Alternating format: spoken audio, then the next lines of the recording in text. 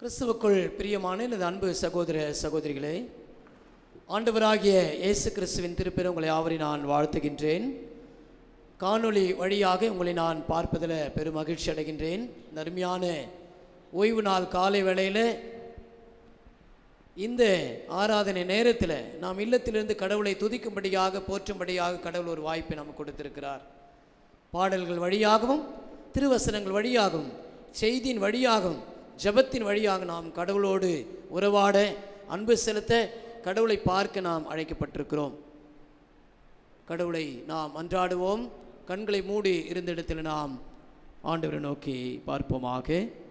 எங்களை அதிகமாக நேசிக்கிற எங்கள் தாயும் தந்தையுமாகிய கடவுளே, இது வந்து அருமையான மனமகிழ்ச்சியான வேலைக்காக நன்றியோடுமை துதிக்கிறோம், போற்றுகிறோம். இறைவா, சிறப்பாக இந்த ஓய்வு நாளில் காணொளி வழியாக ஆண்டவரே இந்த ஆராதனையில் நாங்கள் பங்கு பெறும்படியாக நீர் கொடுத்த வாய்ப்பிற்காக நன்றி செலுத்துகிறோம். கர்த்தாவே, நாங்கள் பாடப்போகிற பாடல்கள் வழியாக உம்முடைய நாமத்தை நாங்கள் பிரஸ்தாபப்படுத்தவும் புகழ்ச்சி அடையவும், ஆண்டவரே நாங்கள் வாசிக்க போகிற திருவசனங்கள் வழியாக உம்முடைய வார்த்தை நாங்கள் ஆண்டவரே அறிந்து கொள்ளும்படியாகவும், ஆண்டவரே நாங்கள் கேட்க போகிற செய்தியின் வழியாக எங்களோடு நீர் பேச போகிறீர் என்பதை உணர்ந்து கொள்ளும்படியாகவும், நாங்கள் ஜெபிக்கிற ஜெபங்களின் வழியாக உம்மோடு நாங்கள் உறவாடவும், இன்னும் அதிகமாக உண்மையில் நாங்கள் தரித்திருக்கும்படியாக, என்னுடைய தேவைகளை கேட்கும்படியாக ஜெபம் அவசியமாக இருக்கிறதற்காக நன்றி செலுத்துகிறோம். இந்த ஆராதனை முழுமையாக உம் கரத்தில் அர்ப்பணிக்கிறோம். வழிநடத்தும் ஆசீர்வாதத்திலும் இந்த ஆராதனை இறை மக்களுக்கு எப்பொழுதும் ஆசியுள்ள ஆராதனையாக அமைய அருள் தாரும். மீட்பிரேசின் வழியாக கேட்கிறேன் ஜீவனுள்ள நல்ல தகப்பனே, ஆமேன். ஆராதனைக்கு ஆரம்பமாக நாம் யாவரும் இணைந்து இல்லங்களில் இந்த தந்தேன் என்ன இயேசுவே இந்த நேரமே உமக்கே என்ற பாடலை நாம் சேர்ந்து பாடுவோம்.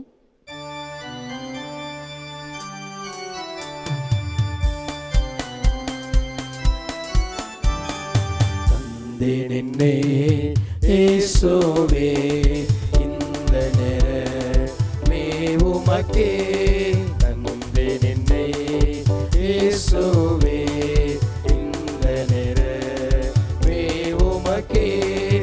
உந்தனுக்கே ஊழியம் செய்ய தந்தே என்னை தாங்கி அருளும்.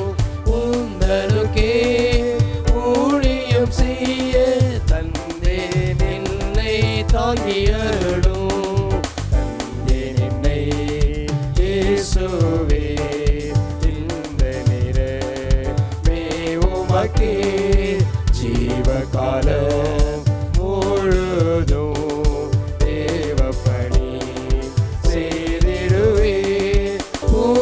கடும் போர் புரிகையில் காவும் உந்தன் கரத்தினில் வைத்து, பூவில் கடும் போர் புரிகையில் காவும் உந்தன் கரத்தினில் வைத்து, தந்தேன் என்னை இயேசுவே இந்த நேரமே உமக்கே, உலகோர் என்னை நேரோக்கி பலமாயுதம் செய்திடினோம்.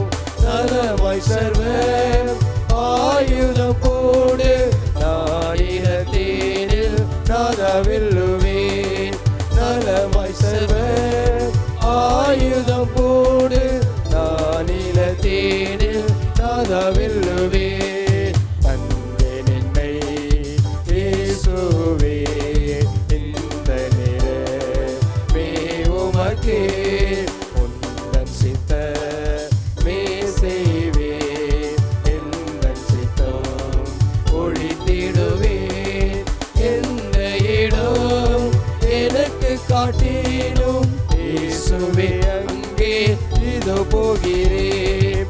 எந்த இடம் எனக்கு காட்டிடும் இயேசுவே அங்கே இதோ போகிறேன். தந்தேன் என்னை இயேசுவே இந்த நேரமே உமக்கே, கஷ்ட நஷ்டம் வந்தாலும் துஷ்ட கொடி சூழ்ந்திட்டாலும் அஷ்டத்திற்கும் ஆளும் தேவரே அடியேனோமில் அமர செய்திடும். அஷ்டத்துக்கும் ஆளும் தேவரே அடியேனோமில்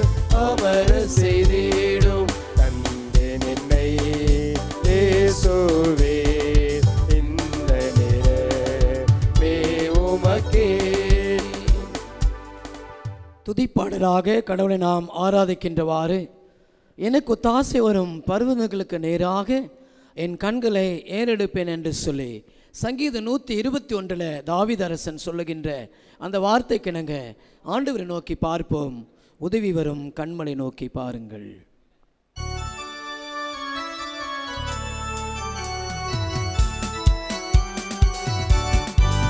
எனக்கொத்தாசை வரும் பர்வதம் நேராயின் கண்களை ஏறெடுப்பேன்.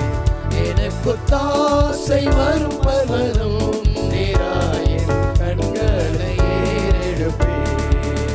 வானமும் பூமியும் படைத்த வல்ல தேவனிடமிருந்தே, வானமும் பூமியும் படைத்த எண்ணுக்கடங்கான நன்மைகள் வருமே, என் கண்கள் ஏறெடுப்பேன். எண்ணுக்கடங்கான நன்மைகள் வருமே, என் கண்கள் ஏறெடுப்பேன். எனக்கொத்தாசை வரும் பர்வதம் நேராயின் கண்களை ஏறெடுப்பேன்.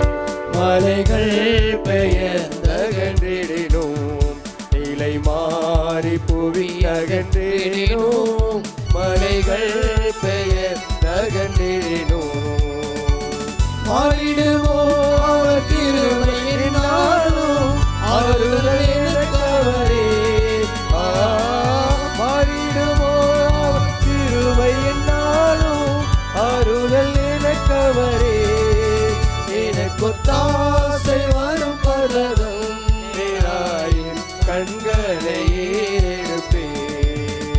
எனக்கொத்தாசை வரும் பர்வதம் நேராயின் கண்களை ஏறெடுப்பேன்.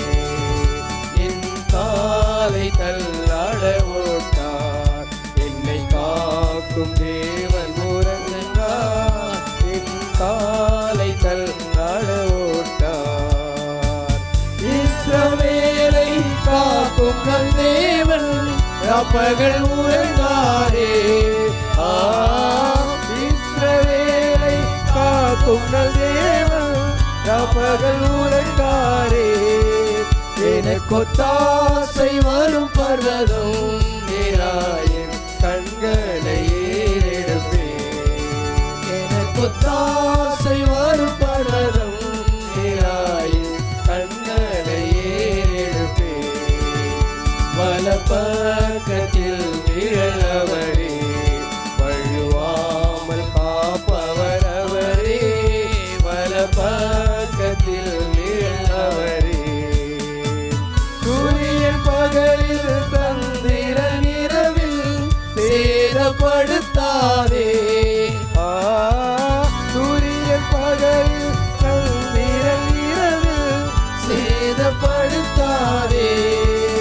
எனக்கொத்தாசை வரும் பர்வதம் நேராயின் கண்களை ஏறெடுப்பேன்.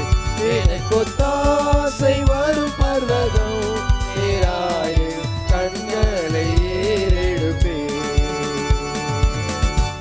காலை மாலை ஆராதனை முறைமை நாம் பின்பற்றுவோமாக.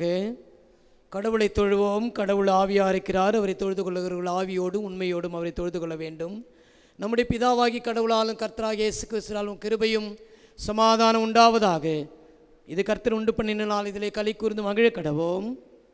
கடவுள் ஒளியாக இருக்கிறார். அவள் எவ்வளவு வேணும் இருளிலே அவர் ஒளிர்க்கிறது போல நாம் ஒளியில் நடந்தால் ஒருவரோடு ஐக்கியப்பட்டிருப்போம். அவருடைய குமாரனாகிய இயேசு கிறிஸ்துவின் ரத்தம் சகல பாவங்களை நீக்கி நம்மை சுத்திகரிக்கும். திரியேக கடவுளை போற்றுவோம். எங்கள் தந்தையாம் கடவுளும் இந்த வல்லமையான ஞானத்தாலும் எல்லாவற்றையும் படைத்து உமது குமாரன் எங்கள் ரட்சகராக தரும்படி உலகத்தில் அன்பு கூர்ந்தே உம்மை போற்றுகிறோம்.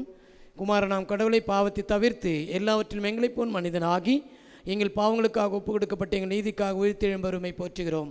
பரிசுத்த ஆவியாகிய கடவுளே, எல்லா உண்மைக்குள்ளே எங்களை வழிநடத்தி கடவுளின் அன்பை எங்கள் நெஞ்சில் பொழிகிறவரே உம்மை போற்றுகிறோம். பிதா குமாரன் பரிசுத்த ஆவியாகிய கடவுளை உமக்கு எக்காலமும் எல்லா புகழும் மகிமையும் உண்டாவதாக. ஆமேன். முழங்கால் படிட்டு நம்மையும் நம்முடைய பாவங்களை நாம் அறிக்கை செய்வோமாக. சர்வ வல்லமையும் மிகுந்த இரக்கமுள்ள பிதாவே, தப்பிப்போன ஆடுகளைப் போல நாங்கள் உம்முடைய வழிகளை விட்டு வழுவி அலைந்து போனோம். எங்கள் இருதயத்தின் யோசனைகளுக்கு விருப்பங்களும் மிகவும் இணங்கி நடந்தோம். உமது பரிசுத்த கற்பனையில் விரோதமாக குற்றம் செய்தோம். செய்யத்தக்கவில்லை செய்யாமல் செய்யத்தகாதவில்லை செய்து வந்தோம். எங்களுக்கு சுகமே இல்லை. ஆனாலும் ஆண்டவர் தேவரின் ஆண்டவராக இயேசு கிறிஸ்துவின் மூலமாய் மனிதருக்கு அருளி செய்த வாக்குத்தத்தின்படி நிர்வாகியுள்ள குற்றவாளிகளை எங்களுக்கு இறங்கும். தப்பிதங்களை அறிக்கைகள் எங்கள் மேல் பொறுமையாயிரும். பாவத்தின் நிமித்தம் துக்கப்படைகளை சீர்படுத்தும். மிக இரக்கமுள்ள பிதாவின் பரிசு நாமத்துக்கு மகிமுண்டாகும்படி நாங்கள் இனி தெய்வ பக்தி நீதியும் தெளிந்த புத்தி உள்ளவர்களாய் நடந்து வர இயேசு கிறிஸ்து நிமித்தம் எங்களுக்கு கிருபை செய்தருளும். ஆமீன். சர்வல்லமையும் மிகுந்திருக்குமுள்ள ஆண்டவர் மன்னிப்பையும் பாவனையத்தையும் நமக்கு கட்டளிட்டருளி வாழ்க்கையை சீர்படுவதற்கான காலத்தையும் தமது பரிசுத்தாவின் கிருபையும் தேற்றுதலையும் தந்தருளுவாராக. ஆமீன். திருமறை பாடம் படிக்க கேட்போம். படிக்கும்படியாக தெரிந்து கொள்ளப்பட்ட நற்செய்தி பாடம் யோவான் எழுதின நற்செய்தி நூல் 20ஆம் அதிகாரம் வசனங்கள் 19 தொடங்கி 23 முடிய. யோவான் 20ஆம் அதிகாரம் வசனங்கள் 19 தொடங்கி 23 முடிய. இயேசு சீடர்களுக்கு தோன்றுதல். அன்று வாரத்தில் முதல் நாள், அது மாலை வேளை. யூதர்களுக்கு அஞ்சி சீடர்கள் தாங்கள் இருந்த இடத்தில் கதவுகளை மூடி வைத்திருந்தார்கள். அப்பொழுது இயேசு அங்கு வந்து அவர்கள் நடுவில் நின்று, உங்களுக்கு அமைதி உரித்ததாகுக என்று வாழ்த்தினார். இவ்வாறு சொல்லிய பின் அவர் தம் கைகளையும் விலாவையும் அவர்களுக்கு காட்டினார். ஆண்டவரை கண்டதால் சீடர்கள் மகிழ்ச்சி கொண்டார்கள். இயேசு மீண்டும் அவர்களை நோக்கி, உங்களுக்கு அமைதி உரித்ததாகுக. தந்தை என்னை அனுப்பியது போல நானும் உங்களை அனுப்புகிறேன் என்றார். இதை சொன்ன பின் அவர் அவர்கள் மேல் ஊதி, தூய ஆவியை பெற்றுக்கொள்ளுங்கள். எவருடைய பாவங்கள் நீங்கள் மன்னிப்பீர்களோ அவை மன்னிக்கப்படும். எவருடைய பாவங்களை மன்னியாதிருப்பீர்களோ அவை மன்னிக்கப்படா என்றார். படிக்க தெரிந்து கொள்ளப்பட்ட நற்செய்தி பாடம் படித்து முடித்தாயிற்று. கிறிஸ்துவே உமக்கு மாட்சி உரித்ததாகுக. ஆண்டவருடைய திருவார்த்தையை கேட்பதற்கு முன்பதாக ஒரு நிமிடம் தலைகளை தாழ்த்தி கண்களை மூடி, ஆண்டவரே நீர் என்னோடு பேசும், நான் கேட்கிறேன் என்று சொல்லி ஆண்டவருடைய சமூகத்தில் நாம் அமைதியாக இருப்போம். இஸ்ரவேலே பயப்படாதே, நானே உன் தேவன்.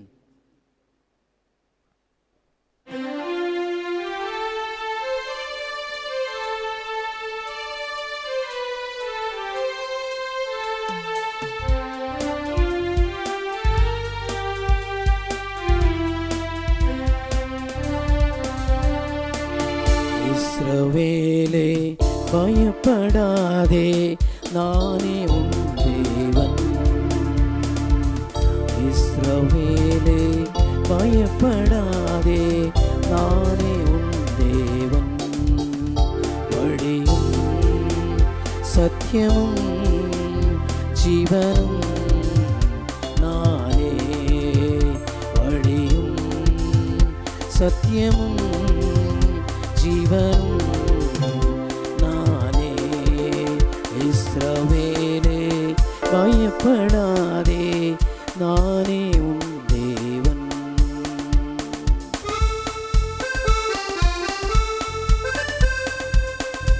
ஆண்டவர் நம்மை ஒவ்வொருவரும் தெரிந்து கொண்டிருக்கின்றார். நம்மை ஆண்டவர் சிறு வயதிலிருந்து நம்மை பெயர் சொல்லி அழைத்தவராக இருக்கிறார். ஒருபோது நாம் கைவிட மாட்டோம். ஆண்டுடைய கரங்களில் இருக்கிறனாலே நம்மை அவர் விட மாட்டார் என்ற நம்பிக்கையோடு நாம் இருப்போம். தாய் மறந்தாலும் நான் மறவேனே, மகனே மகளே. தாய் மறந்தாலும் நான் மறவேனே, உள்ளங்கையில் தாங்கி உள்ளேன், உள்ளங்கையில் தாங்கி உள்ளேன். ஒருபோதும் நான் மறப்பதில்லை, மறந்து போவதில்லை. வழியும் சத்தியமும் ஜீவனோ நானே. வழியும் சத்தியமும் ஜீவனோ நானே. இஸ்ரவேலே பயப்படாதே, நானே உன் தேவன்.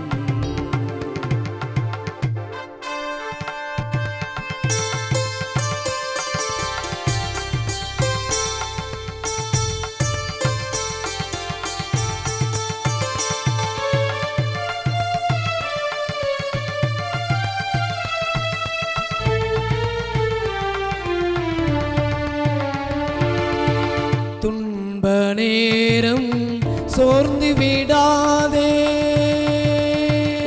மகனே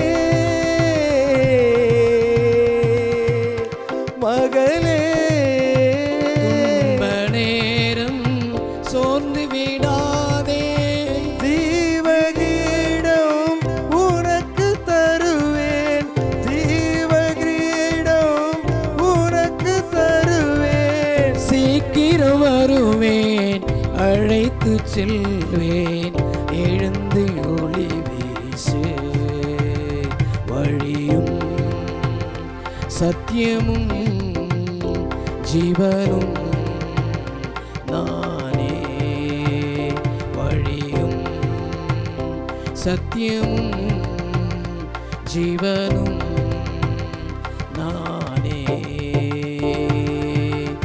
இஸ்ரவேலே பயப்படாதே நானே உன் தேவன்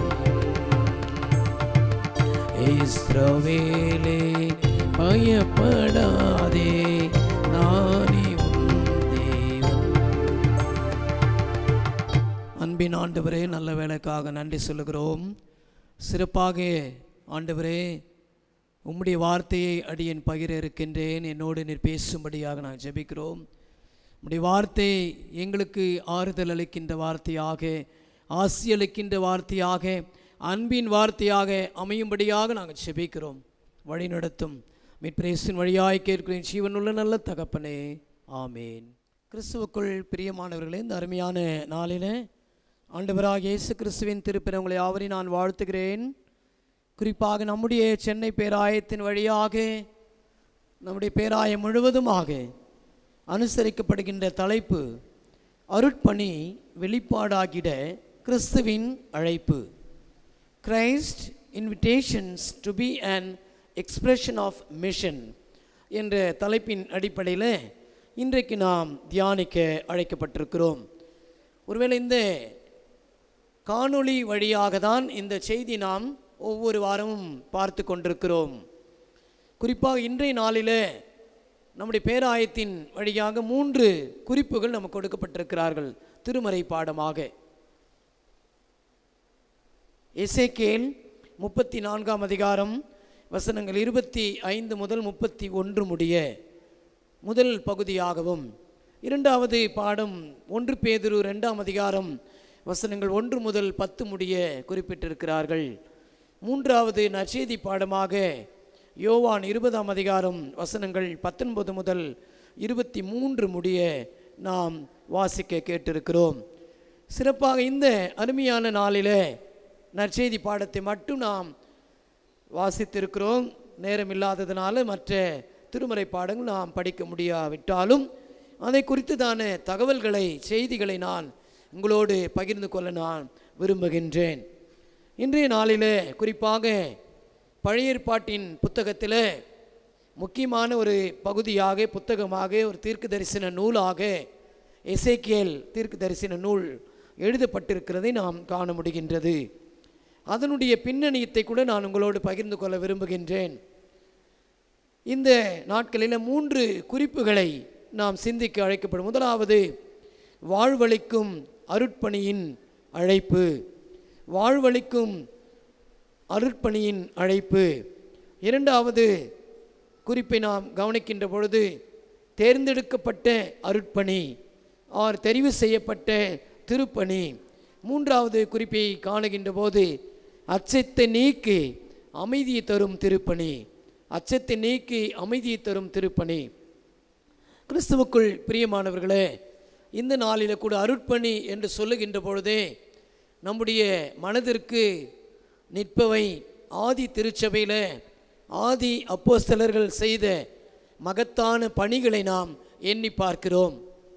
ஆண்டவருடைய சத்தியத்தை அறிவித்து அவர்களை நன்னெறியிலும் ஒழுக்கத்திலும் எல்லா நிலையிலும் அவர்களை ஆவிக்குரிய ஜீவியத்தில் வளர்ப்பது மட்டுமல்லாமல் அவர்களுக்கு அநேக திருப்பணிகளை செய்திருக்கிறார்கள், சுகமாக்கும் பணிகளை செய்திருக்கிறார்கள், அவர்களுக்காக ஜெபித்திருக்கிறார்கள், அவர்களுக்காக நன்மை செய்திருக்கிறார்கள், அநேக வளங்களை பகிர்ந்து கொடுத்திருக்கிறார்கள். திருமறையில் அநேக இடங்களில் நாம் காணுகின்றோம். எல்லாவற்றையும் பொதுவாய் அனுபவித்தார்கள் என்று சொல்லி பார்க்கின்றோம். ஒவ்வொருவரும் பகிர்ந்தளித்ததை நாம் திருமறை அப்போஸ்தலர் 2ஆம் அதிகாரத்தில் பார்க்கின்றோம். எல்லாரும் அன்புடையவர்களாக, நட்புள்ளவர்களாக, சிறந்த ஐக்கியத்தில், அன்பில் மிக அதிகமாக அவர்கள் வளர்ச்சி அடைந்தவர்களாக, ஒவ்வொரு நாளும் திருச்சபையில் அநேக விசுவாசிகள் ஆத்துமாக்களை சேர்ந்த வண்ணம் இருந்தது நாம் ஆதி திருச்சபையின் ஊழியங்களில் காண முடிகின்றது. இந்த அருட்பணி என்று சொல்லுகின்ற போது அநேக கொரிந்து, தெசலோனிக்க, பிலிப்பு, ஏதேன்ஸ், எபேசு போன்ற இடங்களெல்லாம், அவர்கள் ரோமாபுரி இடம் போன்ற இடங்களெல்லாம் திருப்பணி செய்து அநேக ஆத்துமாக்களை அவர்கள் ஆதாயப்படுத்தி கடவுளுக்கென்று அர்ப்பணிக்கின்றார்கள். ஆகவே திருப்பணி என்பது இயேசு கிறிஸ்துவனுடைய ஒரு அழைப்பின் வெளிப்பாடாக அல்லது அருட்பணி வெளிப்பாடாகிட கிறிஸ்துவின் அழைப்பு இருக்கிறது என்பதை நாம் இந்த நாட்களில் பார்க்க அழைக்கப்பட்டிருக்கிறோம். இந்த பகுதியில் இந்த 3 குறிப்புகளை நான் உங்களோடு பேச விரும்புகிறேன். வாழ்வளிக்கும் அருட்பணியின் அழைப்பு. ஏற்கனவே நான் சொன்னதை போன்று பழைய ஏற்பாட்டில் மிக முக்கியமானது எசேக்கியேல் நூல். அந்த நூலை கவனிக்கின்ற பொழுது எருசலேம் வீழ்ச்சிக்கு முன்பும் பாபிலோனிய சிறையிருப்பிற்கு பின்பும் அந்த காலகட்டத்தில் நடந்த சம்பவங்களை அங்கு எசேக்கியேல் தீர்க்கதரிசி நூல் நமக்கு மிக தெளிவாக அழகாக எடுத்துரைக்கின்றது. ஒருவேளை மக்கள், எருசலேம் மக்கள் அங்கு பாபிலோன் தேசத்திற்கு நாடு கடத்தப்பட்ட போது 70 ஆண்டுகள் அவர்கள் அடிமைகளாக அவர்கள் இருக்கின்றார்கள். எருசலேமில் எஞ்சி இருந்தோருக்கும் ஆண்டவராகிய வார்த்தையை இந்த எசேக்கியேல் எடுத்துரைக்கின்றார். வாழ்வை இழந்திருக்கின்ற, உரிமை இழந்திருக்கின்ற, உடைமைகளை இழந்திருக்கின்ற, எல்லா உறவுகளை இழந்திருக்கின்ற, உதாசீனப்படுத்தப்பட்ட மக்களாக, இழிவுபடுத்தப்பட்ட இறை மக்களாக, தன்னுடைய வாழ்வின் கடைநிலையில் இருந்தவர்களாக, வாழ்வையே ஒன்றுமில்லை என்று சொல்லப்பட்ட சூழ்நிலை அவர்கள் வாழ்ந்து கொண்டிருக்கிறார்கள். இங்கு இந்த 34ஆம் அதிகாரம் நமக்கு சொல்லுகின்ற உண்மை, கடவுள் இஸ்ரவேலை மெய்ப்பதற்கென்று நியமிக்கப்பட்ட மெய்ப்பர்களாகிய அவருடைய ஊழியக்காரர்களை, ஆண்டவருடைய பிள்ளைகளை அங்கு அவர் திருத்துகின்றதை நாம் காணுகின்றோம்.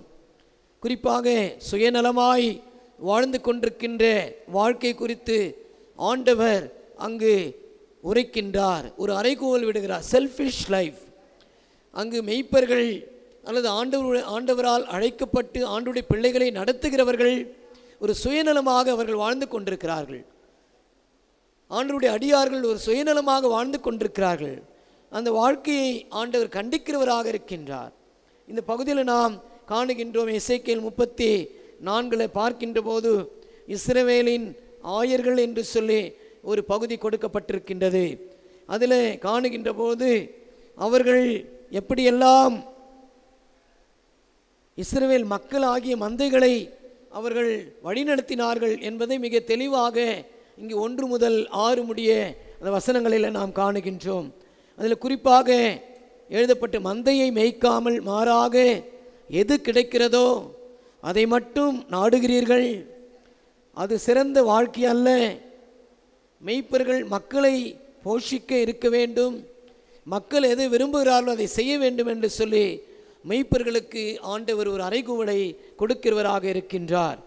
நீங்கள் நலிந்தவற்றை திடப்படுத்தவில்லை, பிணியுற்றவற்றுக்கு குணமளிக்கவில்லை, காயமுற்றவர்களுக்கு கட்டுப்போடவில்லை, வாழ்விழந்த வழி தப்பிய அந்த ஆடுகளுக்கு நீங்கள் மீண்டும் அழைக்க தவறிவிட்டீர்கள், காணாமல் போனவற்றை தேடவில்லை. இயேசு கிறிஸ்து தன்னுடைய செய்தியில் அல்லது தன்னுடைய ஓமையில் கூட சொல்வார். ஒருவருக்கு 100 ஆடுகள் இருக்கிறது, அந்த 100 ஆடுகளில் ஒரு ஆடு தொலைந்து போய்விட்டது, மீதி 99 ஆடுகள் இருக்கும். அவை இருந்தாலும் அந்த ஒரு ஆட்டை தேடி சென்று கண்டுபிடிக்கின்ற ஒரு மெய்ப்பனாக இயேசு கிறிஸ்து இருக்கிறார். இன்றைக்கு நீங்களும் நானும் இருக்க வேண்டும் என்று சொல்லி ஆண்டவர் விரும்புகின்றார். அது மாத்திரமல்லாமல் அங்கு அந்த ஆடுகளை கொடுமையாக நடத்துவதும் வன்முறையில் நடத்தினீர்கள் என்று சொல்லி அங்கு ஒரு அறைகூவலை விடுகின்றார். அன்புக்குரியவர்களே, நாம் 5 அப்பம் 2 மீன் 5000 பேருக்கு போஷித்த போது கூட அவர்கள் மெய்ப்பனில்லாத ஆடுகளை போன்று இருக்கிறார்கள் என்று சொல்லி அங்கு வேதத்தில் நாம் காணுகின்றோம். எரேமியா 23ஆம் அதிகாரம் 3வது வசனத்தில் நாம் படிக்கின்ற பொழுது அங்கும் அப்படிப்பட்ட வார்த்தையை நாம் காணுகின்றோம். இஸ்ரவேல் பாதுகாப்புடன் வாழும் யாவே சிஸ்கேனு என்று பெயரால் அழைக்கப்படும் ஆண்டவரே நமது நீதி என்று சொல்லி அர்த்தம். யாவே சித்கேனு என்று சொன்னால் ஆண்டவரே என் நீதி என்று, நமது நீதி என்று எழுதப்பட்டிருக்கு. ஏன் இதை நான் சொல்லுகிறேன் என்று சொன்னால், இங்கு இந்த 25வது வசனத்தை பார்க்கின்ற போது 34 அதிகாரம் 25வது வசனத்தை காணுகின்ற பொழுது, எனவே என் மந்தை திறந்த வெளியில் பாதுகாப்பாய் வாழ்ந்து காடுகளில் உறங்கும், பாதுகாப்பாய் வாழும் அல்லது வாழும் உறங்கும் என்று சொல்லி எழுதப்பட்டிருக்கிறது. அன்புக்குரியவர்கள், இந்த முதல் குறிப்பு நமக்கு சொல்லுகின்ற உண்மை, வாழ்வழிக்கும் அருட்பணி அல்லது வாழ்வழிக்கும் திருப்பணிக்கு ஒரு அழைப்பை இங்கு காணுகின்றோம். எசேக்கியேல் புத்தகத்தில் சொல்லுகின்ற பொழுது இந்த பகுதியில் அநேக ஆசீர்வாதங்களை கடவுள் இந்த மக்களுக்கு வைத்து சென்றிருக்கின்றார். குறிப்பாக 6வது வசனத்தை பார்க்கின்ற போது, அவர்களுக்கு குன்றினை சுற்றிய இடங்களை ஆசியாக கொடுப்பேன், ஏற்ற காலத்தில் மழையை வர செய்வேன், அவர்கள் ஆசி மழையாக இருப்பார்கள் என்று எழுதப்பட்டிருக்கிறது. பிளெஸ்ஸிங், கடவுள் அந்த ஒன்றும் இல்லாமல் அடிமைகளாக இருந்த அந்த மக்களுக்கு ஒரு ஆசியை வழங்குகிறார், ஆசீர்வாதத்தை வழங்க வேண்டும் என்று சொல்லி மெய்ப்பர்களையும் அப்படிப்பட்ட தலைமைத்துவத்தை கொடுத்தேன். ஆனாலும் அந்த மக்கள் சரியான முறையில் அவர்களை வழிநடத்த மறந்து விட்டார்கள். அவர்களுக்கு நானே ஆசி வழங்குவேன் என்று சொல்லி ஆண்டவர் ஆசி வழங்குகிறவராக இருக்கின்றார். ஆசி மழையாக நான் இருப்பேன் என்று சொல்லி அவர் வாக்கு கொடுத்திருக்கிறார். 26ஆம் வசனத்தில் கூட நாம் பார்க்கிறோம். ஏசாயா 56ஆம் அதிகாரம் 7வது வசனத்தை நாம் படிக்கின்ற போது, ஏசாயா 56 7வது வசனத்தை நாம் படிக்கின்ற போது அதில் மிக தெளிவாக எழுதப்பட்டிருக்கிறது, அவர்களை நான் என் திருமலைக்கு அழைத்து வருவேன், இறைவேண்டல் செய்யப்படும் என் இல்லத்தில் அவர்களை மகிழ செய்வேன், அவர்கள் படைக்கும் எரிபலிக்கும் மற்ற பலிகளுக்கும் என் பீடத்தின் மேல் ஏற்றுக்கொள்ளப்படும், ஏனெனில் என் இல்லம் மக்களினங்கள் அனைத்திற்கும் உரிய இறைமன்றாட்டின் வீடு என அழைக்கப்படும் என்று சொல்லி ஆண்டவர் சொல்லியிருக்கிறார். அன்புக்குரியவர்கள், இங்கும் எழுதப்பட்டிருக்கிறது, அவர்களுக்கு குன்றினை சுற்றிய இடங்களை ஆசியாக கொடுப்பேன். இன்றைக்கி நாம் இருக்கிற இடம் கடவுளால் ஆசீர்வதிக்கப்பட்ட இடம், நம் இல்லம் கடவுளால் ஆசீர்வதிக்கப்பட்ட இல்லம், நம் இல்லம் இனம் கடவுளுக்கு சொந்தமான ஒன்று. அது மாத்திரமல்லாமல் இது ஆண்டவர் தங்குகிற இடமாக, இது எல்லா மக்களுக்கு உரிமையான இடமாக இருக்கிறது என்று சொல்லி பார்க்கின்றோம். வாழ்வழிக்கும் கடவுளை நாம் வைத்திருக்கின்றோம். அடுத்தது இந்த பகுதியில் பார்க்கின்ற போது, எசேக்கியேல் புத்தகத்தில் அடிமைகளாக இருக்கின்ற அவருடைய வாழ்வில் ஆண்டவர் எல்லாமாக இருந்து அவருடைய தேவையை சந்திக்கிறவராக இருக்கின்றார், அந்த மக்களை சிறப்பாக வழிநடத்துகிறவராக இருக்கின்றார். இங்கே பார்த்தீங்கன்னு சொன்னால் 27வது வசனத்தில் ஆண்டவர் அவர்களுக்கு நிலங்களை கொடுக்கின்றார், அந்த வயல்வெளியை கொடுத்து மரங்களை கொடுக்கின்றார், கனிகளை கொடுக்கின்றார், நல்ல விளைச்சலை கொடுக்கின்றார், நல்ல பாதுகாப்பை கொடுக்கின்றார். இனி அவர்களுக்கு ஒரு அடிமைதனமும் இல்லை என்று சொல்லுகின்றார். நானே அவர்களை விடுவிப்பேன் என்று வாக்குறுதி சொல்லியிருக்கிறார். ஒரு காரியத்தை மட்டும் நாம் யோசிக்க அழைக்கப்பட்டிருக்கிறோம். அந்த 27ஆம் வசனத்தில் ஒரு வார்த்தை எழுதப்பட்டு, நானே ஆண்டவர் என்பதை அவர்கள் அறிந்து கொள்ளுவார்கள். ஏனென்று சொன்னால் அவர்கள் ஆண்டுடைய கட்டளைகளை மறந்திருக்கிறார்கள். வேதத்தில் அடிக்கடி வருகின்ற 34ஆம் அதிகாரம் மட்டுமல்ல, எசேக்கியேல் புத்தகத்தில் ஆண்டவர் அந்த மக்களை வெறுக்கிறார். ஏன்? அவர்களை நேசிக்கிறார், அவருடைய செயல்களை வெறுக்கிறார். இங்கே பார்த்தீங்கன்னு சொன்ன, நானே ஆண்டவர் என்பதை அவர்கள் அறிந்து கொள்ள வேண்டும். இதுவரையில் அவர்கள் ஐடல் வொர்ஷிப் என்று சொல்லப்படுகிற விக்கிரக வணக்கத்தை அவர்கள் முக்கியத்துவப்படுத்துகிறார்கள், பாவங்களை முக்கியத்துவப்படுத்துகிறார்கள். ஐடல் வொர்ஷிப், சின், அது மட்டும் ஆண்டவரை விட்டு தூரமாக சென்று தவறு செய்கிறார்கள், தவறான வாழ்க்கையை அவர்கள் பின்பற்றுகிறார்கள், கடவுள் விரும்பாத காரியங்களை செய்கிறார்கள். எந்த சூழ்நிலையில்தான் ஆண்டவர் சொல்லுகிறார், நானே ஆண்டவர். அன்புக்குரியவர்கள், இன்றைக்கு ஆண்டவரை நாம் மையமாக வைத்து நம்முடைய வாழ்க்கையை தூங்குகின்ற போதும் செயல்படுகின்ற போதும் அவரே எல்லாமாக இருக்கிறார். வாழ்வளிக்கிறார். வாழ்விழந்த மக்களுக்கு வாழ்வளிக்கிறார். ஒளி இழந்த மக்களுக்கு ஒளியை கொடுக்கிறார். வழி இழந்த மக்களுக்கு வழியை காண்பிக்கிறார். செழிப்பான ஒரு வாழ்க்கைக்குள்ளாக ஆண்டவர் வழிநடத்தி செல்லுகிறார் என்று எசேக்கியேல் 34ஆம் அதிகாரம் நமக்கு தெளிவாக சொல்லப்பட்டிருக்கின்ற உண்மையாக இருக்கின்றது. அன்புக்குரிய தொடர்ந்து இந்த பகுதி நாம் படிக்கின்ற பொழுது, இனி ஒருபோதும் உங்களை துஷ்ட விலங்குகள், பல்வேறு விதமான நெருக்கடிகள், அழிவுகள் இனிமேல் உங்களுக்கு இருக்காது, நான் உறுதியாக சொல்லுகிறேன் என்று சொல்லி ஆண்டவர் அங்கு எடுத்துரைக்கிறார். எழுதப்பட்டிருக்குது பாருங்க, எந்தவித அச்சுறுத்தலுமின்றி பாதுகாப்பாய் நீங்கள் வாழ்வீர்கள். அது மட்டுமல்லாமல் உங்களுக்கு ஒருபோதும் பஞ்சம் வராது. பசியோ பஞ்சமோ உங்களை ஒருபோதும் அணுகாது. ஏனென்று சொன்னால் நான் உங்களோடு இருக்கிறேன். ஆண்டவர் சொல்லியிருக்கிறார் பாருங்க, நான் இஸ்ரவேல் மக்களோடு இருப்பேன் என்று சொல்லியிருக்கிறார். இன்றைக்கு இஸ்ரவேல் மக்கள் யார்? நாம் எல்லாரும் இஸ்ரவேல் மக்களாக இருந்து கொண்டிருக்கிறோம். எனது பிரியமானவர்களே, கடைசியாக சொல்லுகின்றார், நீங்கள் என் ஜனம், நான் உங்கள் தேவனாக இருக்கிறேன். சங்கீதம் 100 அந்த வசனத்தில் நாம் படிக்கின்ற பொழுது, 100வது சங்கீதம் 3வது வசனத்தை படிக்கின்ற போது, நீங்கள் என் மேய்ச்சலின் மந்தையாகிய மக்கள், நான் உங்கள் கடவுள் என்கிறார் ஆண்டவர். இந்த வார்த்தையை மெய்ப்பனாகிய தாவீது அவருடைய சங்கீத புத்தகத்தில் எழுதுகிறார். எனது பிரியமானவர்களே, வாழ்விழந்த அல்லது வாழ்வளிக்கும் அருட்பணியின் அழைப்பு அல்லது திருப்பணியின் அழைப்பாக இந்த முதல் பகுதி நமக்கு குறிக்கப்பட்டிருக்கிறது. இரண்டாவது பகுதியை நாம் பார்க்கின்ற பொழுது, இங்கு 1 பேதுரு 2ஆம் அதிகாரத்தை நாம் இல்லங்களை திருப்பி வைத்துக் கொள்ளலாம். அந்த பகுதி கூட இன்றைக்கு நமக்கு பேராயத்தின் வழியாக கொடுக்கப்பட்டிருக்கின்ற பகுதியாக இருக்கிறது. நீங்கள் இல்லங்களில் இருந்தால் ஒரு அந்த திருமறையை நாம் திருப்பி வைத்துக் கொள்ளலாம். அதில் பேதுரு அவர்கள் ஆண்டவருடைய சீடனாக இருக்கின்றார். ஆண்டவரை மறுதலித்து சீடனாக இருக்கின்றார். ஆண்டவர் அவருடைய ஊழியங்களில் எல்லா இடத்திலும் அவரை முன்வைக்கின்றவராக இருக்கின்றார். சில நேரங்களில் அவரை அன்போடு அழைத்து செல்லுகிறவராக இருக்கின்றார். பிரியமானவர்கள், அப்படிப்பட்ட முக்கியத்துவம் வாய்ந்த பேதுருவை பார்த்து ஆண்டவர் சொல்லுகிறார், உன்மீது என் சபையை கட்டுவேன் என்று சொல்லுகிறார். பரலோகத்தின் சாவியை உன்னிடத்தில் நான் கொடுத்திருக்கிறேன் என்று சொல்லுகின்றார். அங்கு ரொம்ப முக்கியமான ஒரு சீடனாக அவர் இருக்கிறார். அப்படிப்பட்ட ஒரு சீடன் பேதுரு அவர்கள் இந்த திருமுகத்தை எழுதுகிறார்.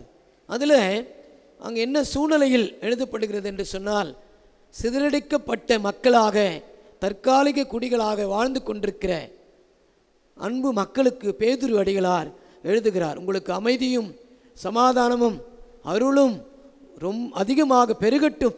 இயேசு கிறிஸ்துக்குள் கீழ்ப்படியவும் அவரது இரத்தத்தால் தூய்மையாக்கப்படவும் நீங்கள் தூய ஆவியால் இறை மக்களாக தேர்ந்தெடுக்கப்பட்டு இருக்கிறீர்கள். சிதறடிக்கப்பட்ட நீங்கள் அல்லது தூரமாக சென்ற நீங்கள் இன்றைக்கு ஆண்டவருடைய சமூகத்தில், பக்கத்தில், அருகில் உடன் இருக்கிறீர்கள் என்று சொல்லி பேதுரு அவர்கள் அந்த மக்களை பார்த்து சொல்லுகிறார். அப்பொழுதுதான் எழுதப்படுகிற இந்த 2ஆம் அதிகாரத்தை நாம் காணுகின்றோம். அதில் இந்த கற்களை குறித்து எழுதப்பட்டிருக்கு. ஸ்டோன், அநேக கற்களை குறித்து எழுதப்பட்டிருக்கிறது. அதில் 1 பேதுரு 2ஆம் அதிகாரம் 4வது வசனத்தை நீங்கள் படிக்கின்ற போது, உயிருள்ள கல்லாகிய அவரை அணுகுங்கள், மனிதரால் உதறி தள்ளப்பட்டதாயினும் கடவுளால் தெரிந்து கொள்ளப்பட்ட உயர்மதிப்புள்ள கல் அதுவே. நீங்களும் உயிருள்ள கற்களாயிருந்து ஆவிக்குரிய இல்லமாக கட்டி எழுப்பப்படுவீர்களாக. இயேசு கிறிஸ்துவின் வழியாய் கடவுளுக்கு உகந்த ஆவிக்குரிய பலிகளை படைக்கும் தூய குருக்களின் கூட்டமாகவும் இருப்பீர்களாக. பாருங்க, தூரம் தள்ளப்பட்ட, சிதறடிக்கப்பட்ட, தற்காலிக டெம்பரவரி சிட்டிசனாக இருக்கின்ற அந்த மக்களை பார்த்து சொல்லுகிறார், நீங்கள் லிவிங் ஸ்டோன், உயர்ந்த கல், உயிருள்ள கல்லாகிய இயேசு கிறிஸ்துவை அங்கு மையப்படுத்துகிறது. பேதுரு சொல்கிறார், ஒருவேளை நாம் எல்லாரும் சாதாரண மக்கள், ஆனால் ஆண்டவராகிய கிறிஸ்து உயிருள்ள கல், அவர்தான் உதறி தள்ளப்பட்ட கல், அவர்தான் விலை மதிக்க முடியாத கல், அவர்தான் தலைக்கு மூளைக்கல். இப்படி அவ்வளவு முக்கியத்துவம் வாய்ந்த நிகழ்வை முக்கியத்துவம் வாய்ந்த கருத்துக்களை பேதுரு அவர்கள் இங்கு வெளிப்படுத்துகின்றார். இந்த பகுதியில் நாம் காணும் சங்கீதம் 118 22வது வசனத்தில் தாவீது அரசன் சொல்லுகின்றார், கட்டுவோர் புறக்கணித்த கல்லே கட்டிடத்திற்கு மூளைக்கல்லாயிற்று. சங்கீதம் 118:22. அதே போன்று லூக்கா 20ஆம் அதிகாரம் 17வது வசனத்தில் கொடிய குத்தகைக்காரர் ஊமையை ஆண்டவர் சொல்லுகின்ற பொழுது அவரிடத்தில் எஜமானாகிய கடவுள் பணியாளரை அனுப்புகிறார், அவரை துன்புறுத்துகிறார்கள். வேறொரு பணியாளரை அனுப்புகிறார், அவரை துன்புறுத்துகிறார்கள். வேறொரு பணியாளரை அனுப்புகிறார், அவரையும் கஷ்டப்படுத்துகிறார்கள். இறுதியாக அவருடைய சொந்த மகனையே இயேசுவை அனுப்புகிறார், அவரை துன்புறுத்துகிறார்கள், அவரை அடித்து கொலை செய்கிறார்கள், சிலுவையில் அறைகிறார்கள் என்று சொல்லுகின்ற போது அவர் அங்கு ஒரு வசனத்தை குறிப்பிடுகிறார். கட்டுவோர் புறக்கணித்த கல்லே கட்டிடத்திற்கு மூளைக்கல் ஆயிற்று. எனது அன்புக்குரிய இறை மக்களே, சங்கீதம் 4:11 பார்க்கின்ற போது உதாசீனப்படுத்தப்பட்ட கல்லை அங்கு குறிப்பிடுகின்றார். இன்றைக்கு 1 பேதுரு 2ஆம் அதிகாரம் 7வது வசனத்தை பார்க்கின்ற போது கூட அப்படிப்பட்ட வார்த்தையை இங்கு காணுகின்றோம். 7வது வசனத்தை சொல்லுகின்ற பொழுது அங்கு நம்பிக்கை இல்லாதவர்களை பொறுத்த மட்டில் கட்டுவோர் புறக்கணித்த கல்லே முதன்மையான மூளைக்கல்லாயிற்று. இயேசு கிறிஸ்து உங்களுக்கும் எனக்கும் முதன்மையான கல்லாக, மூளைக்கல்லாக, விலையுயர்ந்த கல்லாக, அவர் நமக்காக ஜீவனை கொடுத்த கல்லாக இருக்கின்றார். அந்த கல்லை நாம் எப்பொழுதும் உதாசீனப்படுத்தாமல் உயர்வான நிலைக்கு நாம் வைத்துக்கொள்ள அழைக்கப்பட்டிருக்கிறோம். Living stone, Jesus is our living stone.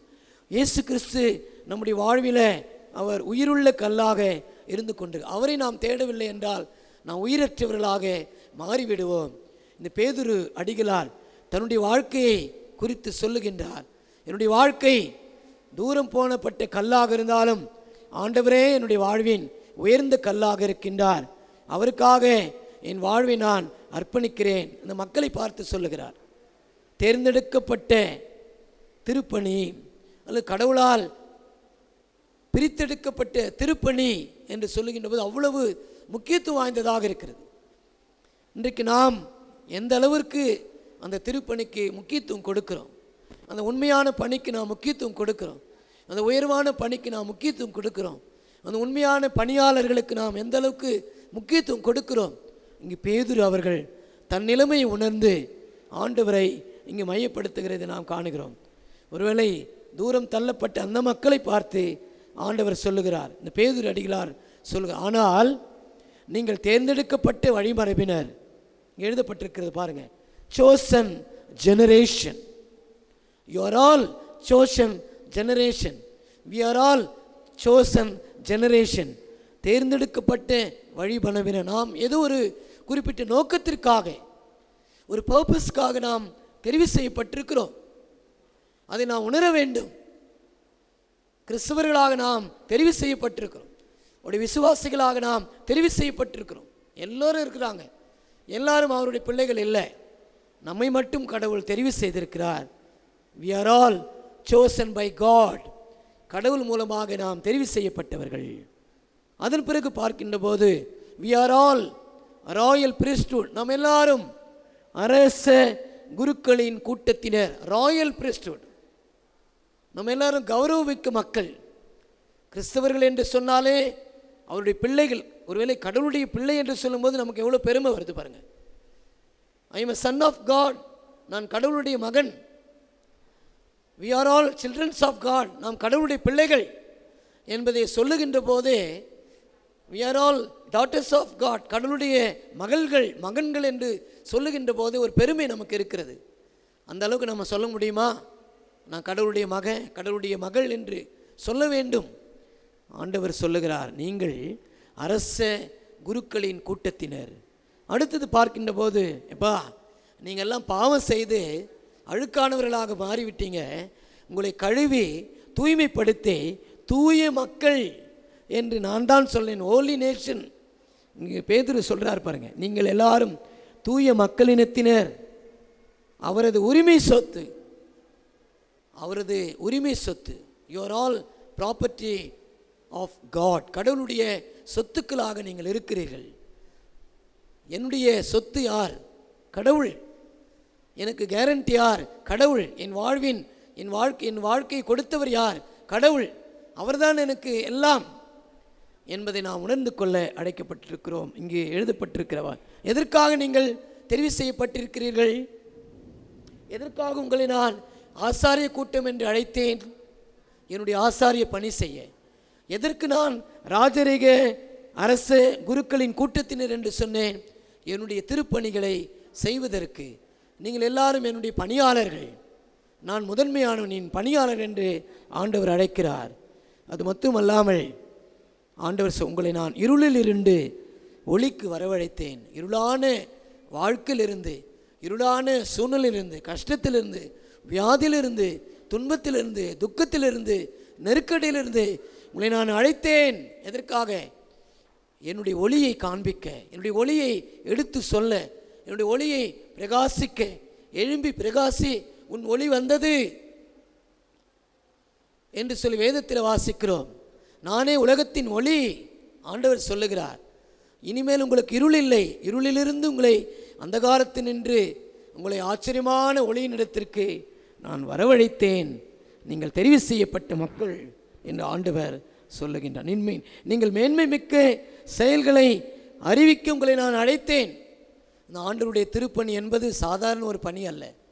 இது ஒரு அறிவிக்கின்ற பணியாக, கிறிஸ்துவை மீட்பர், இரட்சகர், விடுவிக்கிறவர், அன்பு செலுத்துகிறவர், உங்களுக்காக வந்தவர் என்பதை அறிவிக்கின்ற பணியாக இருக்கின்றது. இந்த 10வது வசனம் 1 பேதுரு 2:10 பார்க்கிறோம். முன்பு நீங்கள் ஒரு மக்களாய் இருக்கவில்லை. உங்களுக்கு பெயர் கிடையாது, புகழ் கிடையாது, ஒன்றுமே இல்லை. நீங்கள் யாரோ? ஆனால் இப்பொழுது நீங்கள் என் ஜனமாக இருக்கிறீர்கள். எசேக்கியேல் புத்தகத்தில் கூட பார்க்கிறோம். அடிமைகளாக இருந்த அந்த மக்கள் ஆண்டவருடைய அழைப்பிலே, ஆண்டவருடைய திட்டத்தினாலே மீட்கப்பட்டு அவர்கள் அவருடைய பிள்ளைகளாக, நீங்கள் என் ஜனம், நான் உன் கடவுள் என்று, உங்கள் கடவுள் என்று சொல்லுகிறார். இங்கே எழுதப்பட்டிருக்கு பாருங்கள். இப்பொழுது கடவுளுடைய மக்களாக நீங்கள் இருக்கிறீர்கள். முன்பு இரக்கம் பெறாதவர்களாக இருந்தீர்கள், இப்பொழுது இரக்கம் பெற்றுள்ளீர்கள் என்று சொல்லி ஆண்டவர் சொல்லுகிறார். ஆகவே இந்த 2வது குறிப்பு, கடவுள் இந்த உலகத்தில் நம்மை அழைத்ததன் நோக்கம், அருட்பணி வெளிப்பாடாகிய கிறிஸ்துவின் அழைப்பின் நோக்கம், தேர்ந்தெடுக்கப்பட்ட திருப்பணிக்கென்று நம்மை ஆண்டவர் அழைத்திருக்கிறார். 3வது குறிப்பை பார்க்கின்ற போது, அச்சத்திலிருந்து நீக்கும் அமைதியின் திருப்பணி. அச்சத்திலிருந்து நீக்கி நமக்கு அமைதியை அளிக்கும் திருப்பணியாக நாம் திருமறையில் காணுகின்றோம். இன்றைக்கு வாசித்த அந்த 20ஆம் அதிகாரம் 19 முதல் 23 முடிய பார்க்கின்ற போது, அங்கு ஆண்டவராகிய கிறிஸ்துவின் சீடர்கள் தைரியமாக இருக்க வேண்டியவர்கள், துணிச்சலோடு இருக்க வேண்டியவர்கள், எல்லா சூழ்நிலையிலும் கடவுளோடு இருக்க வேண்டியவர்கள் இங்கே ஓடி ஒளிந்து மறைந்து கொண்டிருக்கிறார்கள். காரணம், தன்னுடைய வாழ்விற்கு ஏதாகிலும் அழிவு ஏற்பட்டு விடுமோ, பாதிப்பு வந்து விடுமோ என்ற நோக்கத்தோடு தன் ஜீவனை காக்க அவர்கள் அங்கு மூடப்பட்ட அறையில் இருக்கிறார்கள்.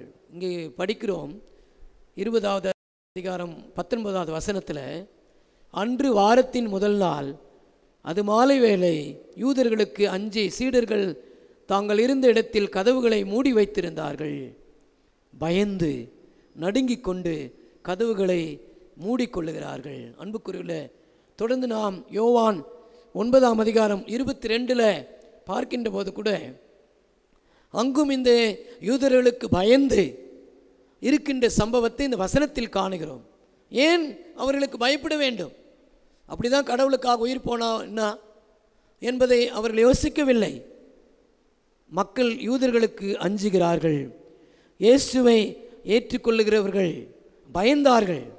தொழுகை கூடத்திலிருந்து அவர்களை இழுத்துச் சென்று பல்வேறு விதமான கொடுமைக்குள்ளாக மாற்றினார்கள்.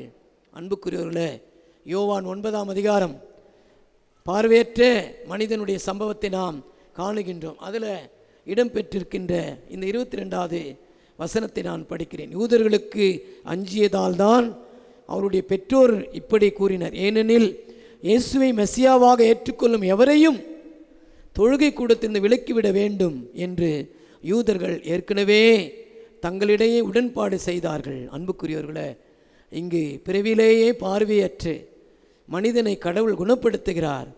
அந்த மனிதனுடைய பெற்றோர்களை இங்கு இருக்கின்ற அநேகர் சதுசேயர், பரிசேயர், வேதப்பாரகர் எல்லாம் அவர்களை துன்புறுத்துகிறதை நாம் காணுகின்றோம்.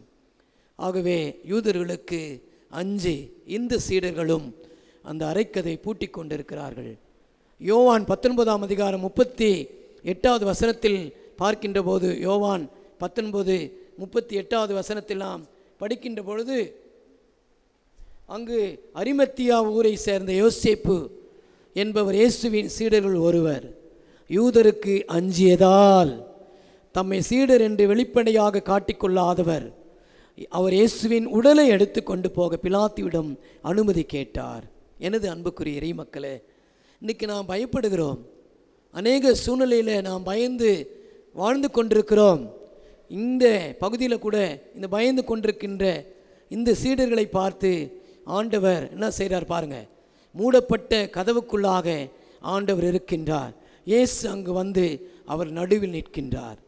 இன்றைக்கு நம்முடைய வாழ்க்கையில் இப்படிப்பட்ட மூடப்பட்ட சூழ்நிலைகள் இருந்தாலும், மூடப்பட்ட கஷ்டங்கள் இருந்தாலும், நம்முடைய வாழ்க்கை ஒன்றுமில்லை என்று சொல்லி எல்லா கதவுகள் அடைக்கப்பட்டாலும் ஆண்டவர் நம் மத்தியில் நிற்கிறவராக இருக்கின்றார். அந்த மூன்றாவது குறிப்பு நமக்கு சொல்லுகின்ற உண்மை என்னான்னு சொன்னால், அச்சத்தை நீக்கி அமைதியை தரும் திருப்பணியாக நாம் காணுகின்றோம்.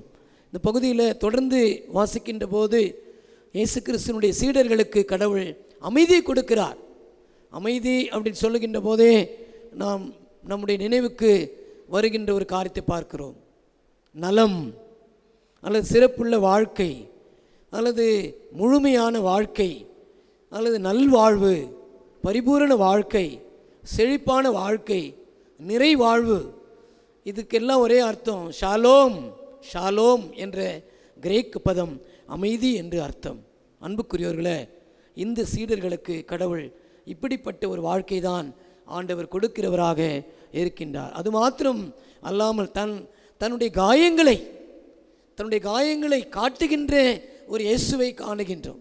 வெளிப்படையாக நம்முடைய வாழ்க்கையில் கூட அநேக காயங்கள் இருக்கிறது, அநேக வேதனைகள் இருக்கிறது, அநேக துன்பங்கள் இருக்கிறது. மற்றவரிடத்தில் நாம் சொல்லுகின்ற போது இயேசுவை போன்று நாம் காண்பிக்க அழைக்கப்பட்டிருக்கிறோம். இயேசு கிறிஸ்து எப்படி தன்னுடைய சீடர்களுக்கு அதை காண்பித்தாரோ, நம்முடைய காயங்களை கூட பிறருக்கு நாம் காண்பிக்க, நம்முடைய இருதயத்தின் காயத்தை இயேசுவினிடத்தில் நாம் சொல்ல நாம் அழைக்கப்பட்டிருக்கிறோம். தந்தையினிடத்தில் நாம் காண்பிக்க அழைக்கப்பட்டிருக்கிறோம். அது மாத்திரம் அல்லாமல் இந்த பகுதியில் சொல்லுகின்ற உண்மை, அதை பார்த்ததுனால இயேசுவை அந்த அறையில் பயந்து கொண்டிருந்த சூழ்நிலையில் அவர் இருக்கின்ற போது ஒரு மகிழ்ச்சி. இயேசு கிறிஸ்து என்னோடு இருக்கிறார், என் அறையில் இருக்கிறார், என்னோடு பேசுகிறார், என் அருகில் இருக்கிறார், என் பக்கத்தில் இருக்கிறார். நான் அவரை பார்க்கிறேன், நான் அவரோடு பேசுகிறேன், என்னுடைய குறைகள் எல்லாம் அவரிடத்தில் சொல்லப் போகிறேன், என்னுடைய தேவைகள் எல்லாம் அவரிடத்தில் அறிக்கை செய்ய போகிறேன், என்னுடைய வாழ்வை அவர் மாற்றப் போகிறார், என்னுடைய அச்சத்திலிருந்து எனக்கு அமைதியை தரப்போகிறார். இன்றைக்கு நம்மை சுற்றி பெரும் பாதிப்பை ஏற்படுத்தி கொண்டிருக்கிற இந்த கொரோனா வியாதி இன்றைக்கி எத்தனை மக்களை அழிவிற்குள்ளாக மாற்றிக்கொண்டிருக்கிறது, அச்சத்திற்குள்ளாக மாற்றிக்கொண்டிருக்கிறது, பயத்திற்குள்ளாக மாற்றிக்கொண்டிருக்கிறது. அந்த நேரத்தில் கூட இறைவன் நம்மோடு இருக்கிறவராக இருக்கிறார். என்ன சொல்கிறார் பாருங்க, உங்களுக்கு அமைதி. இன்றைக்கு நம்மை பார்த்து சொல்லுகிறார், இன்றைக்கு இல்லங்களில் இருக்கிற உங்களை பார்த்து சொல்லுகிறார். நம்முடைய உள்ளத்திற்கு மருந்தாக அந்த அமைதியை ஆண்டவர் கொடுக்கிறார். ஒவ்வொரு நாளும் நமக்கு பெரும் பயத்தை உண்டாக்குகின்ற நாட்களாக தான் இருக்கிறது. எல்லாரும் இன்றைக்கு பயந்து கொண்டிருக்கிறோம். அப்படிப்பட்ட நேரத்தில் ஆண்டவர் நமக்கு சொல்லுகிறார், மீண்டும் சொல்லுகிறார் 21வது வசனத்தில், அவர்களை நோக்கி அவர் சொல்லுகிறார், உங்களுக்கு அமைதி, சந்தோஷம், சமாதானம், செழுமை, நிறைவாழ்வு, பரிபூரண வாழ்வு எல்லாம் இருக்கட்டும் என்று ஆண்டவர் சொல்லுகிறார். எனது அன்புக்குரிய இறைமக்களே, இந்த பகுதியில் காணுகின்ற போது இறுதியாக 2 காரியங்களை பார்க்கிறோம், 3 காரியங்களை பார்க்கிறோம். ஒன்று, இங்கு அமைதி கொடுத்த ஆண்டவர் அனுப்புகிறவராகவும் இருக்கிறார். என்னுடைய ஊழியத்திற்கு உங்களை நான் அனுப்புகிறேன் என்று சொல்லுகின்றார். மத்தேயு 10ஆம் அதிகாரத்தில் அங்கு சொல்லுகிறார், தந்தை என்னை அனுப்பினது போன்று நானும் உங்களை அனுப்புகிறேன். யோவான் 17:18 19வது வசனத்தில் ஆண்டவர் சொல்லுகின்றார், தந்தை என்னை அனுப்பினது போல நான் உங்களை அனுப்புகிறேன். மத்தேயு 10 சொல்லுகிறார், எங்கு அனுப்புகிறார், எந்த இடத்திற்கு செல்ல வேண்டும் என்று அவர் முன்குறித்திருக்கிறார். 10:5-7 பார்க்கின்ற போது ஒரு இடத்தை அவர் குறிப்பிடுகிறவராக இருக்கிறார். 10:5-7 பார்க்கின்ற பொழுது, அப்படி செல்லும் போது விண்ணரசு நெருங்கி வந்து விட்டது என பறைசாற்றுங்கள். பிற இனத்தாரின் எப்பகுதியிலும் செல்ல வேண்டாம், சமாரியர் நகர் எதிலும் நுழைய வேண்டாம் என்றெல்லாம் சில குறிப்புகளை அவர் சொல்லி அனுப்புகிறார். யாரிடம் அனுப்புகிறார்? 8-9 பார்க்கின்றோம். நலம் குன்றியவரிடத்தில் அனுப்புகிறார் குணமாக்க, இறந்தோர் இழப்பில் இருக்கிற மக்களுக்கு ஆறுதல் சொல்ல அனுப்புகிறார், தொழுநோயாளரை நலமாக்க அனுப்புகிறார், பேய்களை பிசாசுகளை துரத்துவதற்கு அனுப்புகிறார், ஆண்டவருடைய ஆசியை கொடுக்க அனுப்புகிறார். அடுத்தபடியாக காணுகின்ற போது எப்படி போக வேண்டும் என்று சொல்லுகிறார். நீங்கள் பொன் வெள்ளி செப்பு காசுகளை எதையும் எடுத்து செல்ல வேண்டாம் என்று அவர் அறிவுரை சொல்லுகிறார். அது மாத்திரமல்லாமல் சுயமதிப்பு உங்களுக்கு தேவை. ஒவ்வொரு திருப்பணியாளருக்கு சுயமதிப்பு தேவை, செல்ஃப் ரெஸ்பெக்ட் வேண்டும். ஒருத்தர் வீட்டுக்கு போங்க, அவங்களை ஏற்றுக்கொண்டால் நீங்கள் அங்கிருங்க, இல்லைன்னா அவங்களுடைய கால்களில் படிந்த தூசியை உதறிவிட்டு வாருங்கள் என்று சொல்லி ஆண்டவர் சொல்லுகிறார்.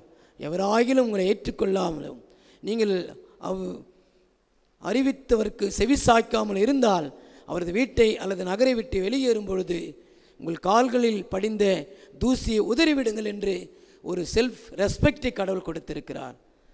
அன்புக்குரியவர்களே, இந்த அருமையான நேரத்தில் கூட விசேஷமாக இந்த ஆண்டவரால் தெரிவு செய்யப்பட்ட, ஆண்டவரால் அழைக்கப்பட்ட, வாழ்வளிக்கின்ற இந்த திருப்பணிகளை நாம் செய்ய அழைக்கப்பட்டிருக்கிறோம்.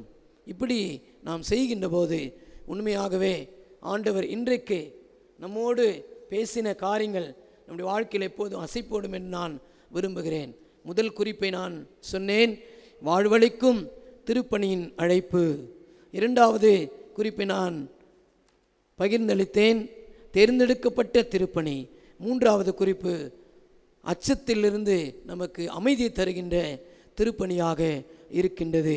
ஆண்டவராகிய கடவுள் அவருடைய பரிசுத்த ஆவியானவரை ஊதி அனுப்பி ஆண்டவருடைய சேவை செய்ய, பணி செய்ய நம்மை அனுப்புகிறார். கடவுள் தாமே இந்த வார்த்தைகளை நமக்கென்று ஆசீர்வதித்து வழிநடத்துவாராக. கடவுளுக்கு மகிமையும் ஆட்சியும் வல்லமை கனமும் என்றென்றும் உரியதாகட்டும். ஆமேன். ஆண்டவருடைய அருள் வார்த்தை கேட்டு நாம் கண்களை மூடி நாம் ஜெபிப்போம். அன்பு இறைவா, அந்த அருமையான ஓய்வு நாள் காலை பொழுதற்காக நன்றி செலுத்துகிறோம். உம்முடைய வார்த்தையின் மூலமாக எங்களோடு நீர் பேசியிருக்கிறீர். வாழ்வளிக்கின்ற திருப்பணி எங்களுக்கு கொடுத்திருக்கிறீர். தேர்ந்தெடுக்கப்பட்ட திருப்பணி எங்களுக்கு நீர் அளித்திருக்கிறீர்.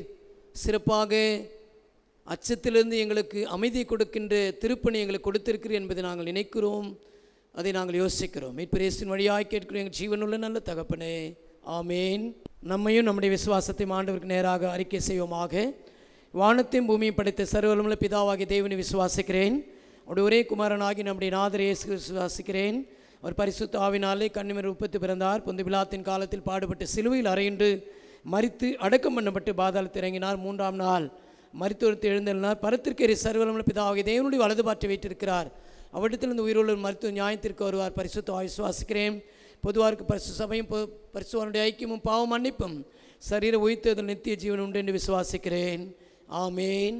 திருச்சபைக்கான அறிவிப்புகள் சேகரத்தினுடைய செயலாளர் ஐயா அவர்கள் அதை படிப்பார்கள்.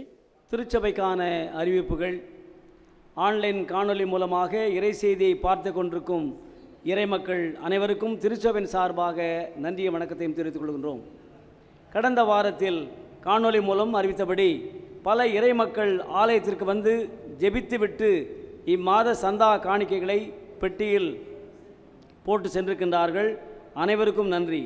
முடிந்தவர்கள் நீங்களும் ஆலயத்திற்கு வந்து ஜெபித்துவிட்டு இறையாசியை பெற்று செல்லுமாறு அன்புடன் கேட்டுக்கொள்ளப்படுகின்றீர்கள். திருச்சபையார் கோவிட்-19க்காக ஜெபிக்கவும், நம்முடைய திருச்சபையார் பலர் மருத்துவமனையில் அனுமதிக்கப்பட்டுள்ளார்கள். தாங்கள் அவர்களுக்காக இல்லங்களில் இருந்தபடி நீங்கள் ஜெபிக்குமாறு அன்புடன் கேட்டுக்கொள்ளப்படுகின்றீர்கள். சென்னை பேராய விடுதிகள் வாரிய மாணவர் சேர்க்கை 2020-2021 நடைபெற உள்ளது.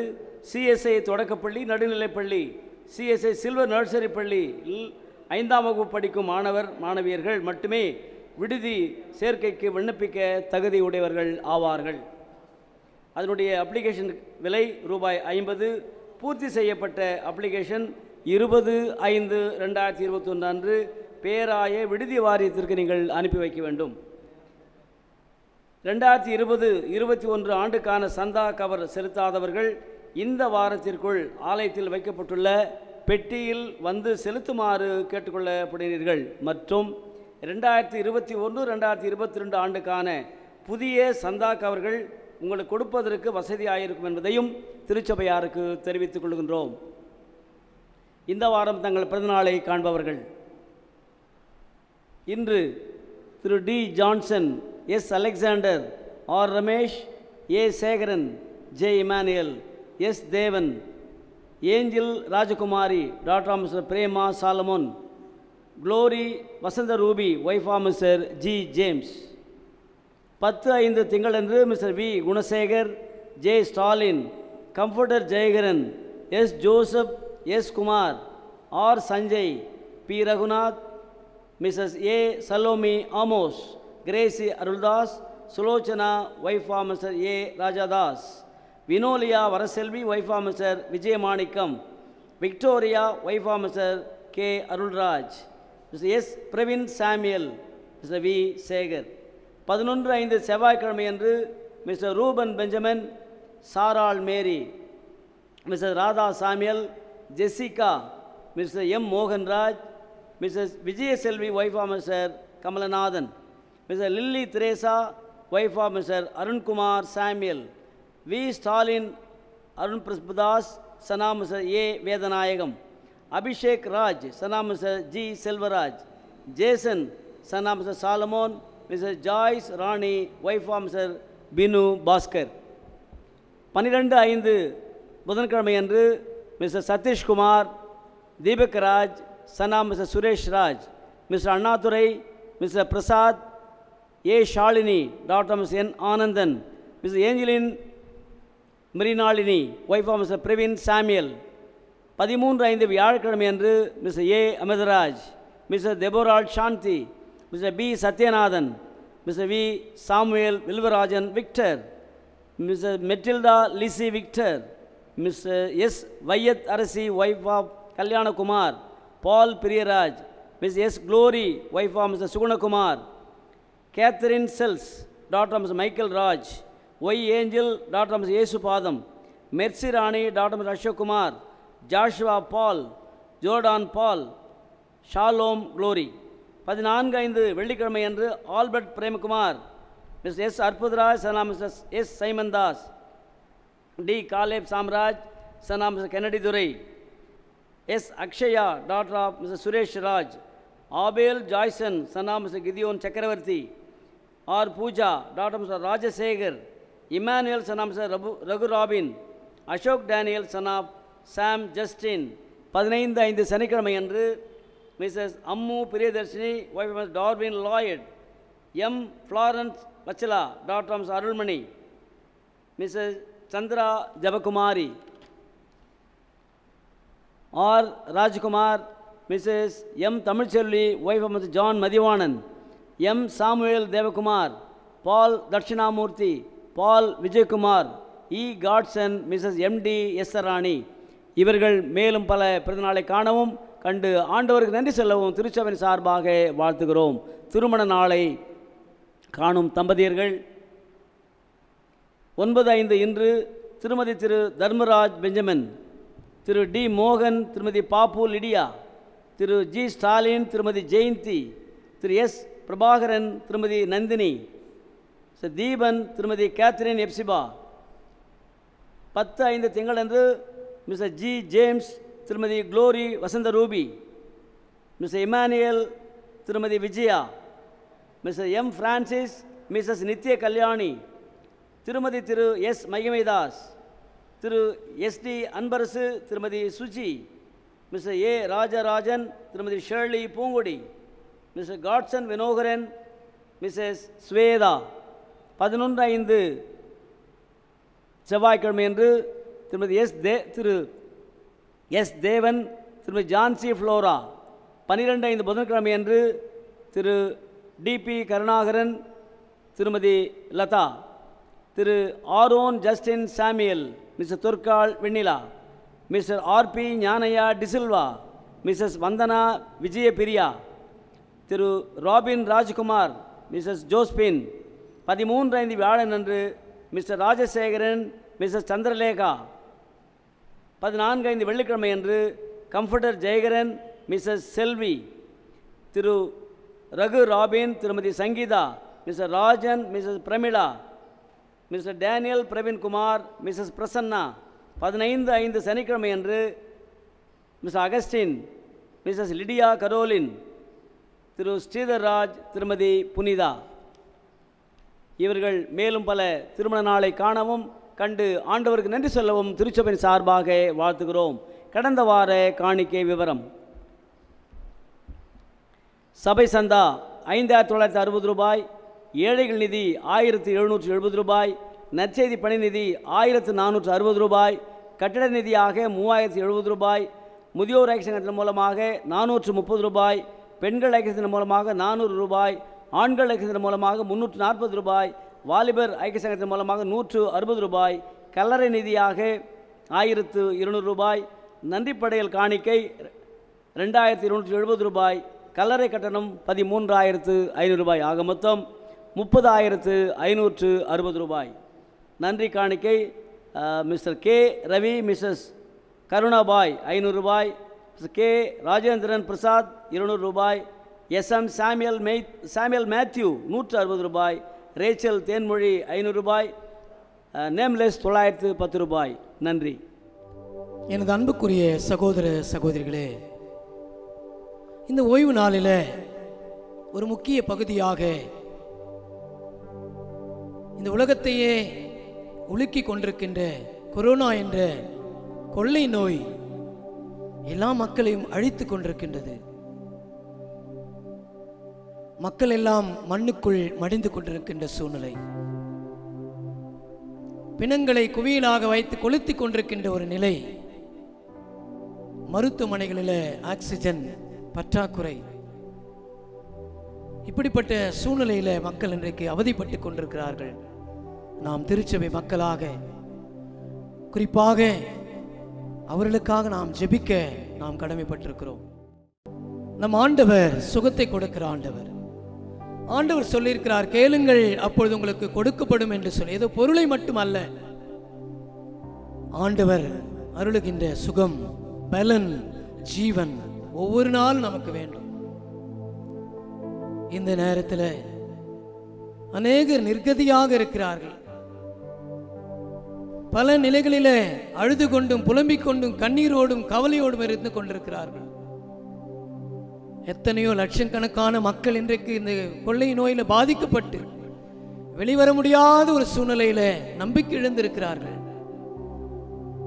கடவுள்தான் அவர்களெல்லாம் ஆற்றி தேற்றி ஆறுதல் படுத்தி தன்னம்பிக்கை கொடுத்து அவர்களுக்கு சுகத்தை கொடுத்து மீண்டுமாக அவர்கள் சுகம் பெற்று சந்தோஷத்தோடு தன்னுடைய குடும்பங்களுக்கு வந்து சேர வேண்டும். திருச்சபை என்பது பிறருக்காக வாழுகின்ற ஒன்று, பிறருக்காக ஜெபிக்கின்ற ஒரு சபையாக நாம் இருந்து கொண்டிருக்கிறோம்.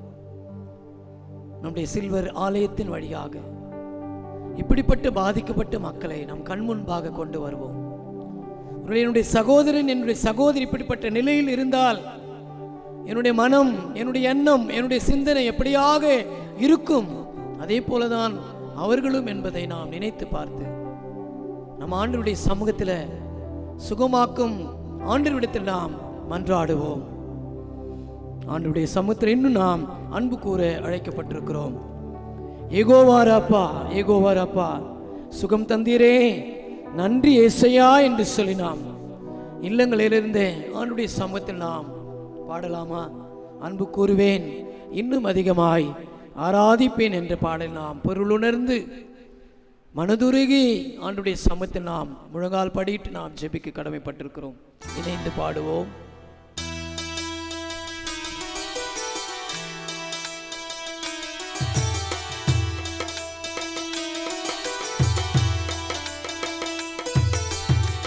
அன்பு கூறுவேன், இன்னும் அதிகமாய் ஆராதிப்பேன், இன்னும் ஆர்வமாய் அன்பு கூறுவேன், இன்னும் அதிகமாய். ஆண்டவரிடத்தில் நாம் இன்னும் முழு மனதோடு நாம் அன்பு கூறுவோம், முழு பலத்தோடு நாம் அன்பு கூறுவோம், முழு சரீரத்தோடு நாம் அன்பு கூறுவோம், முழு ஆவியோடு நாம் அன்பு கூறுவோம். நாம் கேட்கிறது கடவுள் கொடுக்க வல்லவராயிருக்கிறார். அன்பு கூறுவே ஆராதனை ஆராதனை ஆராதனை ஆராதனை உமக்கு ஆராதனை ஆராதனை. ஆண்டவரை நாம் மையமாக வைத்து நாம் விண்ணப்பிக்கின்ற போது கடவுள் நமக்கு சுகத்தை கொடுக்கிறவராக இருக்கிறார். ஏகோவாரப்பா ஏகோவாரப்பா சுகம் தந்தீரே நன்றி ஐயா. பாடுவோம். ஏகோவாரப்பா ஏகோவாரப்பா சுகம் தந்தீரே நன்றி ஐயா, சுகம் தந்தீரே நன்றி ஐயா. உம்மை முழு உள்ளத்தோடு ஆராதிப்பேன், முழு பேரத்தோடு அன்பு கூறுவே. சுகத்தை மாத்திரம் மனமிறங்கும் இறைவா, மனதுருகி எங்களை நீர் ஏற்றுக்கொள்ளும். ஆண்டவரே, பாதிக்கப்பட்ட மக்களுக்காக ஜெபிக்கிற கர்த்தாவே, எத்தனையோ பேர் சிறிய குழந்தைகளை இழந்திருக்கிறார்கள், அன்பு தகப்பனாரை இழந்திருக்கிறார்கள், அன்பு தாயாரை இழந்திருக்கிறார்கள், அன்பு சகோதரனை பறிகொடுத்திருக்கிறார்கள். ஒரு விஷயம் மாத்திரம் எங்கள் மீது இறங்கும் கர்த்தாவே, எங்களோடு நீர் கர்த்தாவை இடைபடும்படியாக ஜெபிக்கிறோம். இந்த கூக்குரலை நீர் கேட்டு இறங்கி வரும்படியாக ஜெபிக்கிறோம், இந்த இடத்துல வரும்படியாக ஜெபிக்கிறோம் ஐயா. சுகத்தை தாரும் கர்த்தாவே, இந்த கண்ணீரை காண்கிற கடவுளாக நீர் இருக்கிறீர் கர்த்தாவே. ஆண்டவரே, எங்களுக்கு நீர் நன்மையானதையே செய்வீர் கர்த்தாவே, பரிபூர்ண வாழ்வை கொடுப்பீர், நித்திய வாழ்வை கொடுப்பீர் கர்த்தாவே. ஆண்டவரே, எங்களுடைய விண்ணப்பத்தை கேட்கிற கடவுளாக இருக்கிறேன், உடைய கண்ணீரை காண்கின்ற கடவுளாக இருக்கிறேன், பரிகாரியாகி கர்த்தராக இருக்கிற கர்த்தாவே. ஆகவே இஸ்ரவேல் மக்களுடைய கூக்குரலை கேட்டு கர்த்தாவே இறங்கி வந்து அவருடைய தேவையை சந்தித்து இறைவனே, இன்றைக்கு நீர் இறங்கி வரும்படியாக ஜெபிக்கிறோம் கர்த்தாவே. ஆண்டவரே, மாறாவின் தண்ணீரை மதுரமாக மாற்றினவரே, ஆண்டவரே, கசப்புள்ள தண்ணீரை ஆண்டவர் சுவையான தண்ணீராக மாற்றினவரே, எங்களுடைய வாழ்வு கசப்பாக இருக்கிறது கர்த்தாவே. ஆண்டவரே, எங்களையே நாங்கள் நொந்து கொள்ளுகின்ற சூழ்நிலை இருக்கிறோம், ஆனாலும் நீர் எங்களுடைய வாழ்வை சுவையாக மாற்றும்படியாக ஜெபிக்கிறோம். சுகத்தை தாரும், சுகத்தை தாரும். விண்ணப்பத்தை கேட்பவரே, கண்ணீரை காண்பவரே என்ற பாடலை பாடி நாம் ஆண்டவருடைய பிரசன்னத்தை நாம் உணர்ந்து ஆண்டவர் கொடுக்கின்ற சுகத்தை நாம் பெற்றுக்கொள்ளலாம்.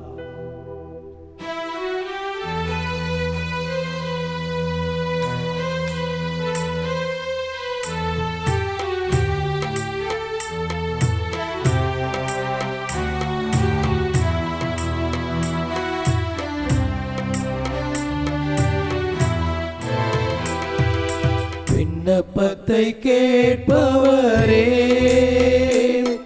என் கண்ணீரை காண்பவரே,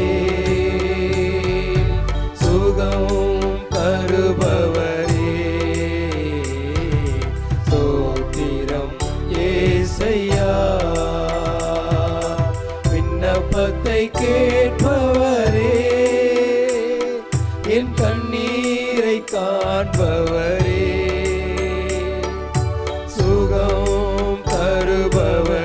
சுகத்தை கொடுக்கிறவரே கர்த்தாவே, நாங்கள் பலமுள்ளவர்களாக வாழ வேண்டும், நீண்ட ஆயுளோடு வாழ வேண்டும் என்று விரும்புகிற இறைவனே கர்த்தாவே. கூடும் எல்லாம் கூடும், ஒரு வார்த்தை சொன்னால் போதும். உம்மால் கூடும் எல்லாம் கூடும், ஒரு வார்த்தை சொன்னால் போதும். ஐயா, ஒரு வார்த்தை சொன்னால் போதும். ஐயா, ஒரு வார்த்தை சொன்னால் போதும். வார்த்தையாலே குணப்படுத்துகிற வல்லமை உம்முடைய கரத்தில் இருக்கிறது கர்த்தாவே. என் கண்ணீரை பார்வையாலே அநேகர் குணமாகி இருக்கிறார்கள். நீ சொல்ல ஆகும், கட்டளை நிற்கும் என்று சொல்லி நாங்கள் பார்க்கிறோம். ஆண்டவரே, ஜனம் உம்முடைய மக்கள் இன்றைக்கு பாதிக்குள்ளாக இருக்கிறார்கள். சுகத்தை தரும்படியாக ஜெபிக்கிறோம் கர்த்தாவே. எங்கள் மீது மனதுருகும்படியாக ஜெபிக்கிறோம். கரங்களை நீட்டும்படியாக ஜெபிக்கிறோம் கர்த்தாவே. மனதுருகி கரம் நீட்டி அதிசயம் செய்பவரே, ஐயா அதிசயம் செய்பவரே, ஐயா அதிசயம் செய்பவரே, விண்ணப்பத்தை கேட்பவரே, என் கண்ணீரை காண்பவரே. எத்தனையோ பலவீனர்கள் ஆண்டவரே உம்முடைய சமூகத்தில் வந்தார்கள். அப்பா பிதாவே என்று அழைத்தார்கள். உடனே நீ கரம் கொடுத்து அவனை தூக்கி நிறுத்தினீரே.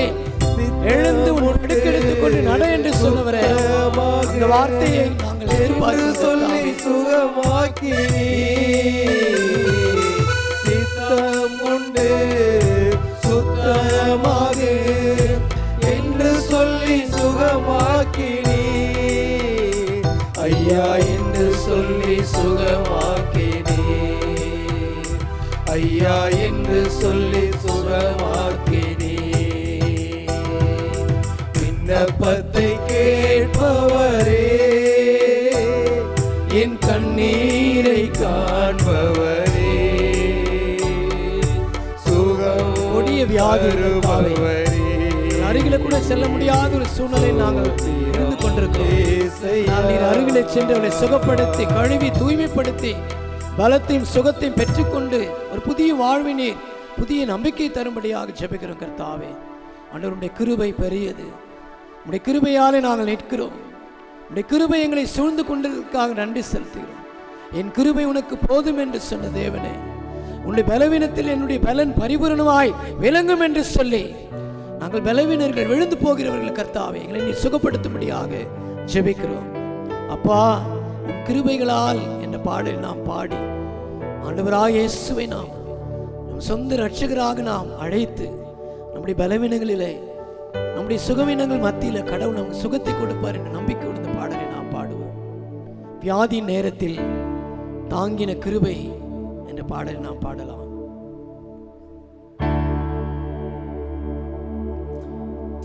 அப்பாவும் கிருபைகளால் என்னை தாங்கிக் கொள்வீரே,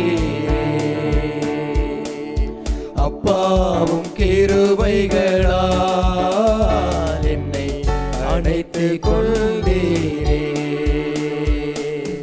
அப்பாவும் கிருபைகளால் என்னை காத்துக் கொள்வீரே,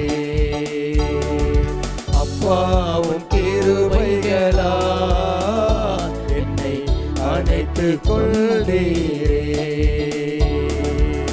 வியாதி நேரத்தில் காத்த கிருபை, விடுதலை கொடுத்த தேவ கிருபை, வியாதி நேரத்தில் காத்த கிருபை, விடுதலை கொடுத்த தேவ கிருபை, சூழ்நிலைகள் மாறினாலும் மாறாமல் தாங்கிட்ட தேவ கிருபை, சூழ்நிலைகள் மாறினாலும் மாறாமல் தாங்கிட்ட தேவ கிருபை, அப்பாவும் கிருபைகளால் என்னை காத்துக் கொள்வீரே, அப்பாவும் கிருபைகளால் என்னை அழைத்துக் கொள்வீரே. ஆண்டவரே எங்களுக்கு நீர் பலத்தையும் சுகத்தை கொடுக்கிற கடவுள் கர்த்தாவே. ஆண்டவரே எங்களுடைய நாட்டு மக்களை நீர் பாதுகாத்தருளும். குறிப்பாக தமிழகத்திற்காக நாங்கள் செபிக்கிறோம் கர்த்தாவே. ஆண்டவரே பாதிக்கப்பட்ட ஒவ்வொரு மக்கள் மீது நீர் இறங்கும்படியாக செபிக்கிறோம். விரைவாக குணமடைந்த இல்லங்களுக்கு சென்று தன் குடும்ப மக்களோடு மகிழ்ச்சியோடு வாழ நீர் உதவி செய்யும்படியாக செபிக்கிறோம். எங்களுடைய திருச்சபை மக்களுக்கு ஒருபோது இப்படிப்பட்ட நோய் தொற்று வராதபடிக்கு நீர் பாதுகாக்கும்படியாக செபிக்கிறோம். இந்த சிறப்பு பிரார்த்தனையின் வழியாக ஆண்டவரே நீர் சுகத்தை கொடுப்பீர், இப்படிப்பட்ட நோய் தொற்று எங்களை அணுகாமல் நீர் பாதுகாப்பீர் என்ற நிச்சயத்தோடு விசுவாசத்தோடு நாங்கள் செபிக்கிறோம். விசுவாசிகளின் ஜெபம் பிணியாளிகளை மீட்கும், ரட்சிக்கும், விடுதலையாக்கும் என்று சொல்லி நாங்கள் பார்க்கிறோமே. அப்படிப்பட்ட சுகம், விடுதலை, சுகத்தின் விடுதலை நாங்கள் பெற்றுக்கொள்ள கிருபை தாரும், நல்வாழ்வை தாரும், புதிய வாழ்வை தாரும், புதிய நம்பிக்கையை, புதிய ஆற்றலை தரும்படியாக ஜெபிக்கிறோம். வழிநடத்தும் ஆசீர்வதித்தலும் பிரேசு ஜெபங்கள் பிதாவே, ஆமேன். தென்னிந்திய திருச்சபை சென்னை பேராயம் அரக்கோணம் தெற்கு குருசேகரம் சில்வர் நினைவாலயத்தை சார்ந்த திருவாளர் எம் சாம்வேல், அவருடைய அருமையான மகள் எஸ் பவித்ரா என்கின்ற மர்சி என்பவருக்கும், தென்னிந்திய திருச்சபை சென்னை பேராயம் செய்யூர் குருசேகரம் சிஎஸ்ஏ தூய யோவான் ஆலயத்தை சார்ந்த திருவாளர் ஜி கோயில் பிள்ளை அவருடைய மகன் கே ஆனந்த்ராஜ் என்பவருக்கும் திருமண ஒழுங்கு தூய திருமணத்தை இணையக்கூடாதபடி உங்களில் யாருக்காவது ஏதாவது காரணம் இருந்தால் அதை சபை குருவானவருக்கு எழுத்தின் மூலம் தெரிவிக்கும். இது இவர்களுக்கு 3ஆம் அறிக்கை. தென்னிந்திய திருச்சபை சென்னை பேராயம் அரக்கோணம் தெற்கு குருசேகரம் சில்வர் நினைவாலயத்தை சார்ந்த திருவாளர் எஸ் கிளாட்வின் பிரபாகர், திருமதி கேரல் மெரினா பியூலா அவருடைய மகள் டாக்டர் ஜி ஆலிஸ் சுஸ்மிதா என்பவருக்கும், தென்னிந்திய திருச்சபை சென்னை பேராயம் திருத்தணி குருசேகரம் திருத்தணி தூய மத்தேயு ஆலயத்தை சார்ந்த திருவாளர் சாம்சன், திருமதி ஆலிஸ் சவீதா அவருடைய மகன் எஸ் ரபீந்தர் என்பவருக்கு திருமண ஒழுங்கு தூய திருமணத்தில் இணையக்கூடாதபடி உங்களை யாருக்காவது ஏதாவது காரணம் இருந்தால் அதை சபை குருவானவருக்கு எழுத்தில் மந்திர. இது இவர்களுக்கு 3ஆம் அறிக்கை. தென்னிந்திய திருச்சபை சென்னை பேராயம் அரக்கோணம் தெற்கு குருசேகர சில்வர் நினைவாலயத்தை சார்ந்த திருவாளர் ஒய் செல்வநாதன், திருமதி எப்சிபா வசந்தகுமாரி அவருடைய மகன் எஸ் ஷாமா எட்வின் என்பவருக்கும், தென்னிந்திய திருச்சபை சென்னை பேராயம் பரவத்தூர் குருசேகரம் நார்த் பரவத்தூர் திருச்சபை சார்ந்த திருவாளர் பால் பூசாமி, திருமதி பிரிசில்லா ஜெயா என்பவரின் மகள் செல்வி எஸ்பி உதயபானி என்பவருக்கும் திருமண ஒழுங்கு தூய திருமணத்தில் இணையக்கூடாதபடி உங்களில் யாருக்காவது ஏதாவது காரணம் இருந்தால் அதை சபை குருவானர் எழுத்தின் மூலம் தெரியுது. இவர்களுக்கு 3ஆம் அறிக்கை. திருமணத்தில் இணைகின்ற பிள்ளைகளுக்காக நாம் ஜெபிப்போம். அன்பின் ஆண்டவரே, நல்ல வேலைக்காக நன்றி சொல்லுகிறோம். பெயர் வாசித்து இந்த பிள்ளைகள் உம்முடைய கருத்தில் அர்ப்பணிக்கிறோம். உம்முடைய அருளினால் இது நடைபெற கிருபை தாரும். மீட்பிரேசின் வழியாக்கி ஜீவனுள்ள நல்ல தகப்பனே, ஆமேன். ஆராதனையின் முடிவு பாடலாக நாம் யாவரும் இல்லங்களில் இணைந்தே உன்னதமானவரின் உயர் மறைவில் இருக்கிறவன் சர்வ வல்லவர் நிழலில் தங்குவான் என்ற பாடலை நாம் பாடுவோம்.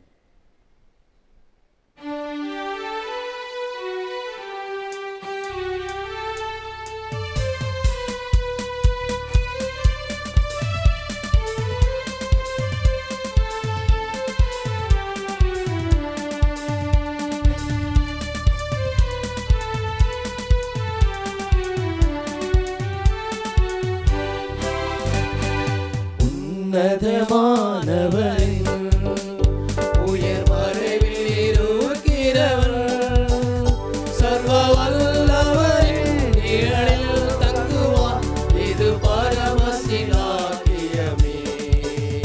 சர்வ வல்லவரின் நிழலில் தங்குவான். இது பரமசிலாக்கியமே. அவர் சேட்டையின் கீழ் அடைக்கலம் புகவே சிறகுகளால் மூடுவார். அவர் சேட்டையின் கீழ் அடைக்கலம் புகவே தம் சிறகுகளால் மூடுவார். தேவனின் அடைக்கலமே என் கோட்டையும் மரணும் அவர். அவர் சத்தியம் பரிசையும் கேடகமாம் என் நம்பிக்கையும் அவரே. சத்தியம் பரிசையும் கேடகமாம் என் நம்பிக்கையோ அவரே. அவர் சேட்டையின் கீழ் அடைக்கலம் புகவே தம் சிறகுகளால் மூடுவார். அவர் சேட்டையின் கீழ் அடைக்கலம் புகவே தம் சிறகுகளால் மூடுவார். இரவின் பயங்கரத்திற்கும் பகலில் பறக்கும் அன்புக்கும் இருளில் நடமாடும் கொள்ளை நோய்க்கும் நான் பயப்படவே மாட்டேன். இருளில் நடமாடும் கொள்ளை நோய்க்கும் நான் பயப்படவே மாட்டேன். அவர் சேட்டையின் கீழ் அடைக்கலம் புகவே தம் சிறகுகளால்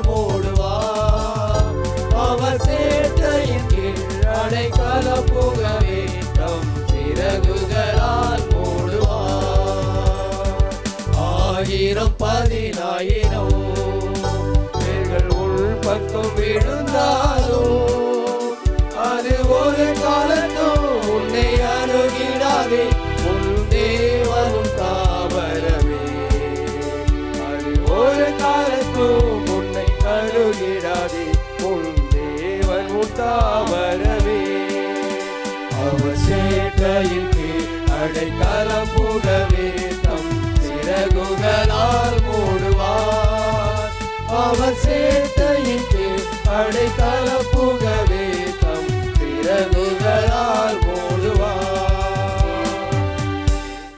இறுதி ஜெபத்திற்காக நாம் இருந்த இடத்துல தலைகளை தாழ்த்தி கண்களை மூடி ஜெபிப்போமாக. எங்களை அதிகமாக நேசிக்கிற எங்கள் தாயும் தந்தையுமாகி கடவுளே, இது வந்து அருமையான காலை வேளைக்காக நன்றியோடு துதிக்கிறோம் ஐயா. ஆண்டவரே, காலை தோறும் உடைய கிருபைகள் புதியதாக இருக்கிறதற்காக நன்றி செலுத்துகிறோம். காலையில் தேடுகிறவன் என்னை கண்டடைவான் என்று சொல்லியிருக்கிறவர், ஓய்வு நாளை பரிசுத்தமாய் ஆசரிக்க நினைப்பாயாக என்று சொல்லியிருக்கிறவர், ஓய்வு நாளை நீர் ஆசீர்வதித்திரே என்று சொல்லி நாங்கள் பார்க்கிறோம். கர்த்தாவே ஆண்டவரே, கர்த்தருடைய நாளிலே, பரிசுத்த நாளிலே, உம்முடைய நாளிலே, வாழ்வை கொடுக்கிற நாளிலே, எங்களுக்கு ஆசீர்வாதத்தை அளிக்கிற நாளில் உம்முடைய சமூகத்தில் வருகிறோம். ஆண்டவரே, இல்லத்திலிருந்தே நாங்கள் உம்மை தொழுது கொள்ளும்படியாக எங்களை நீர் அழைத்தமைக்காக நன்றி செலுத்துகிறோம். ஆண்டவர் அழைத்தவர் உண்மை உள்ளவர். கர்த்தாவே, எங்களை தெரிவு செய்தீரே, அதற்காக நன்றி செலுத்துகிறோம்.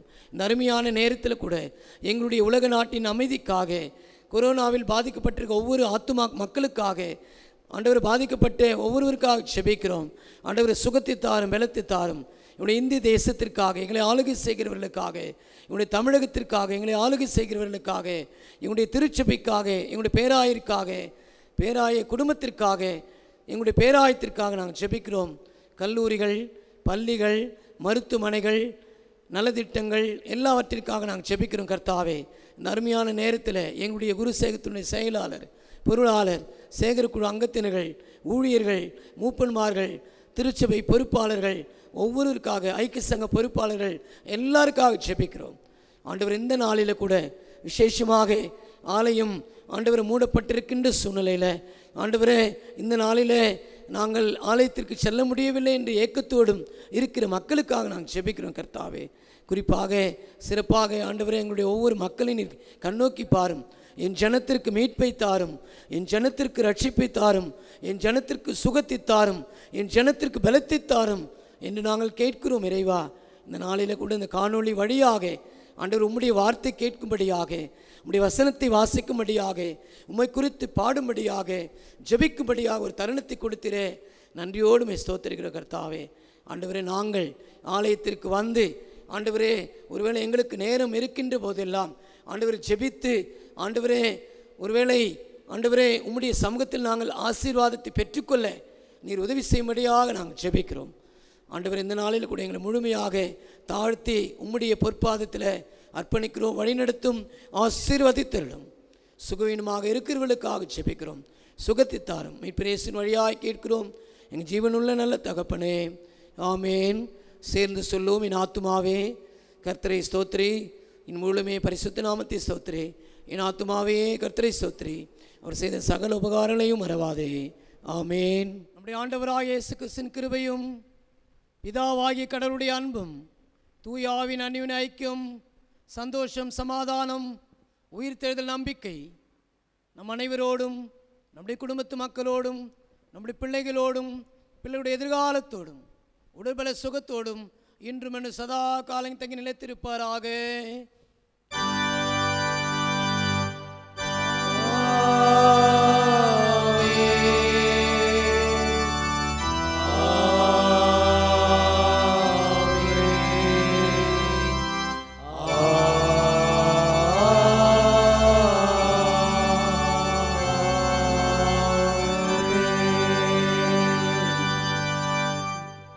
கர்த்தர் உங்களோடு இருப்பாராக. சமாதானத்துடனே சென்று வர கடவோம். ஆமென்.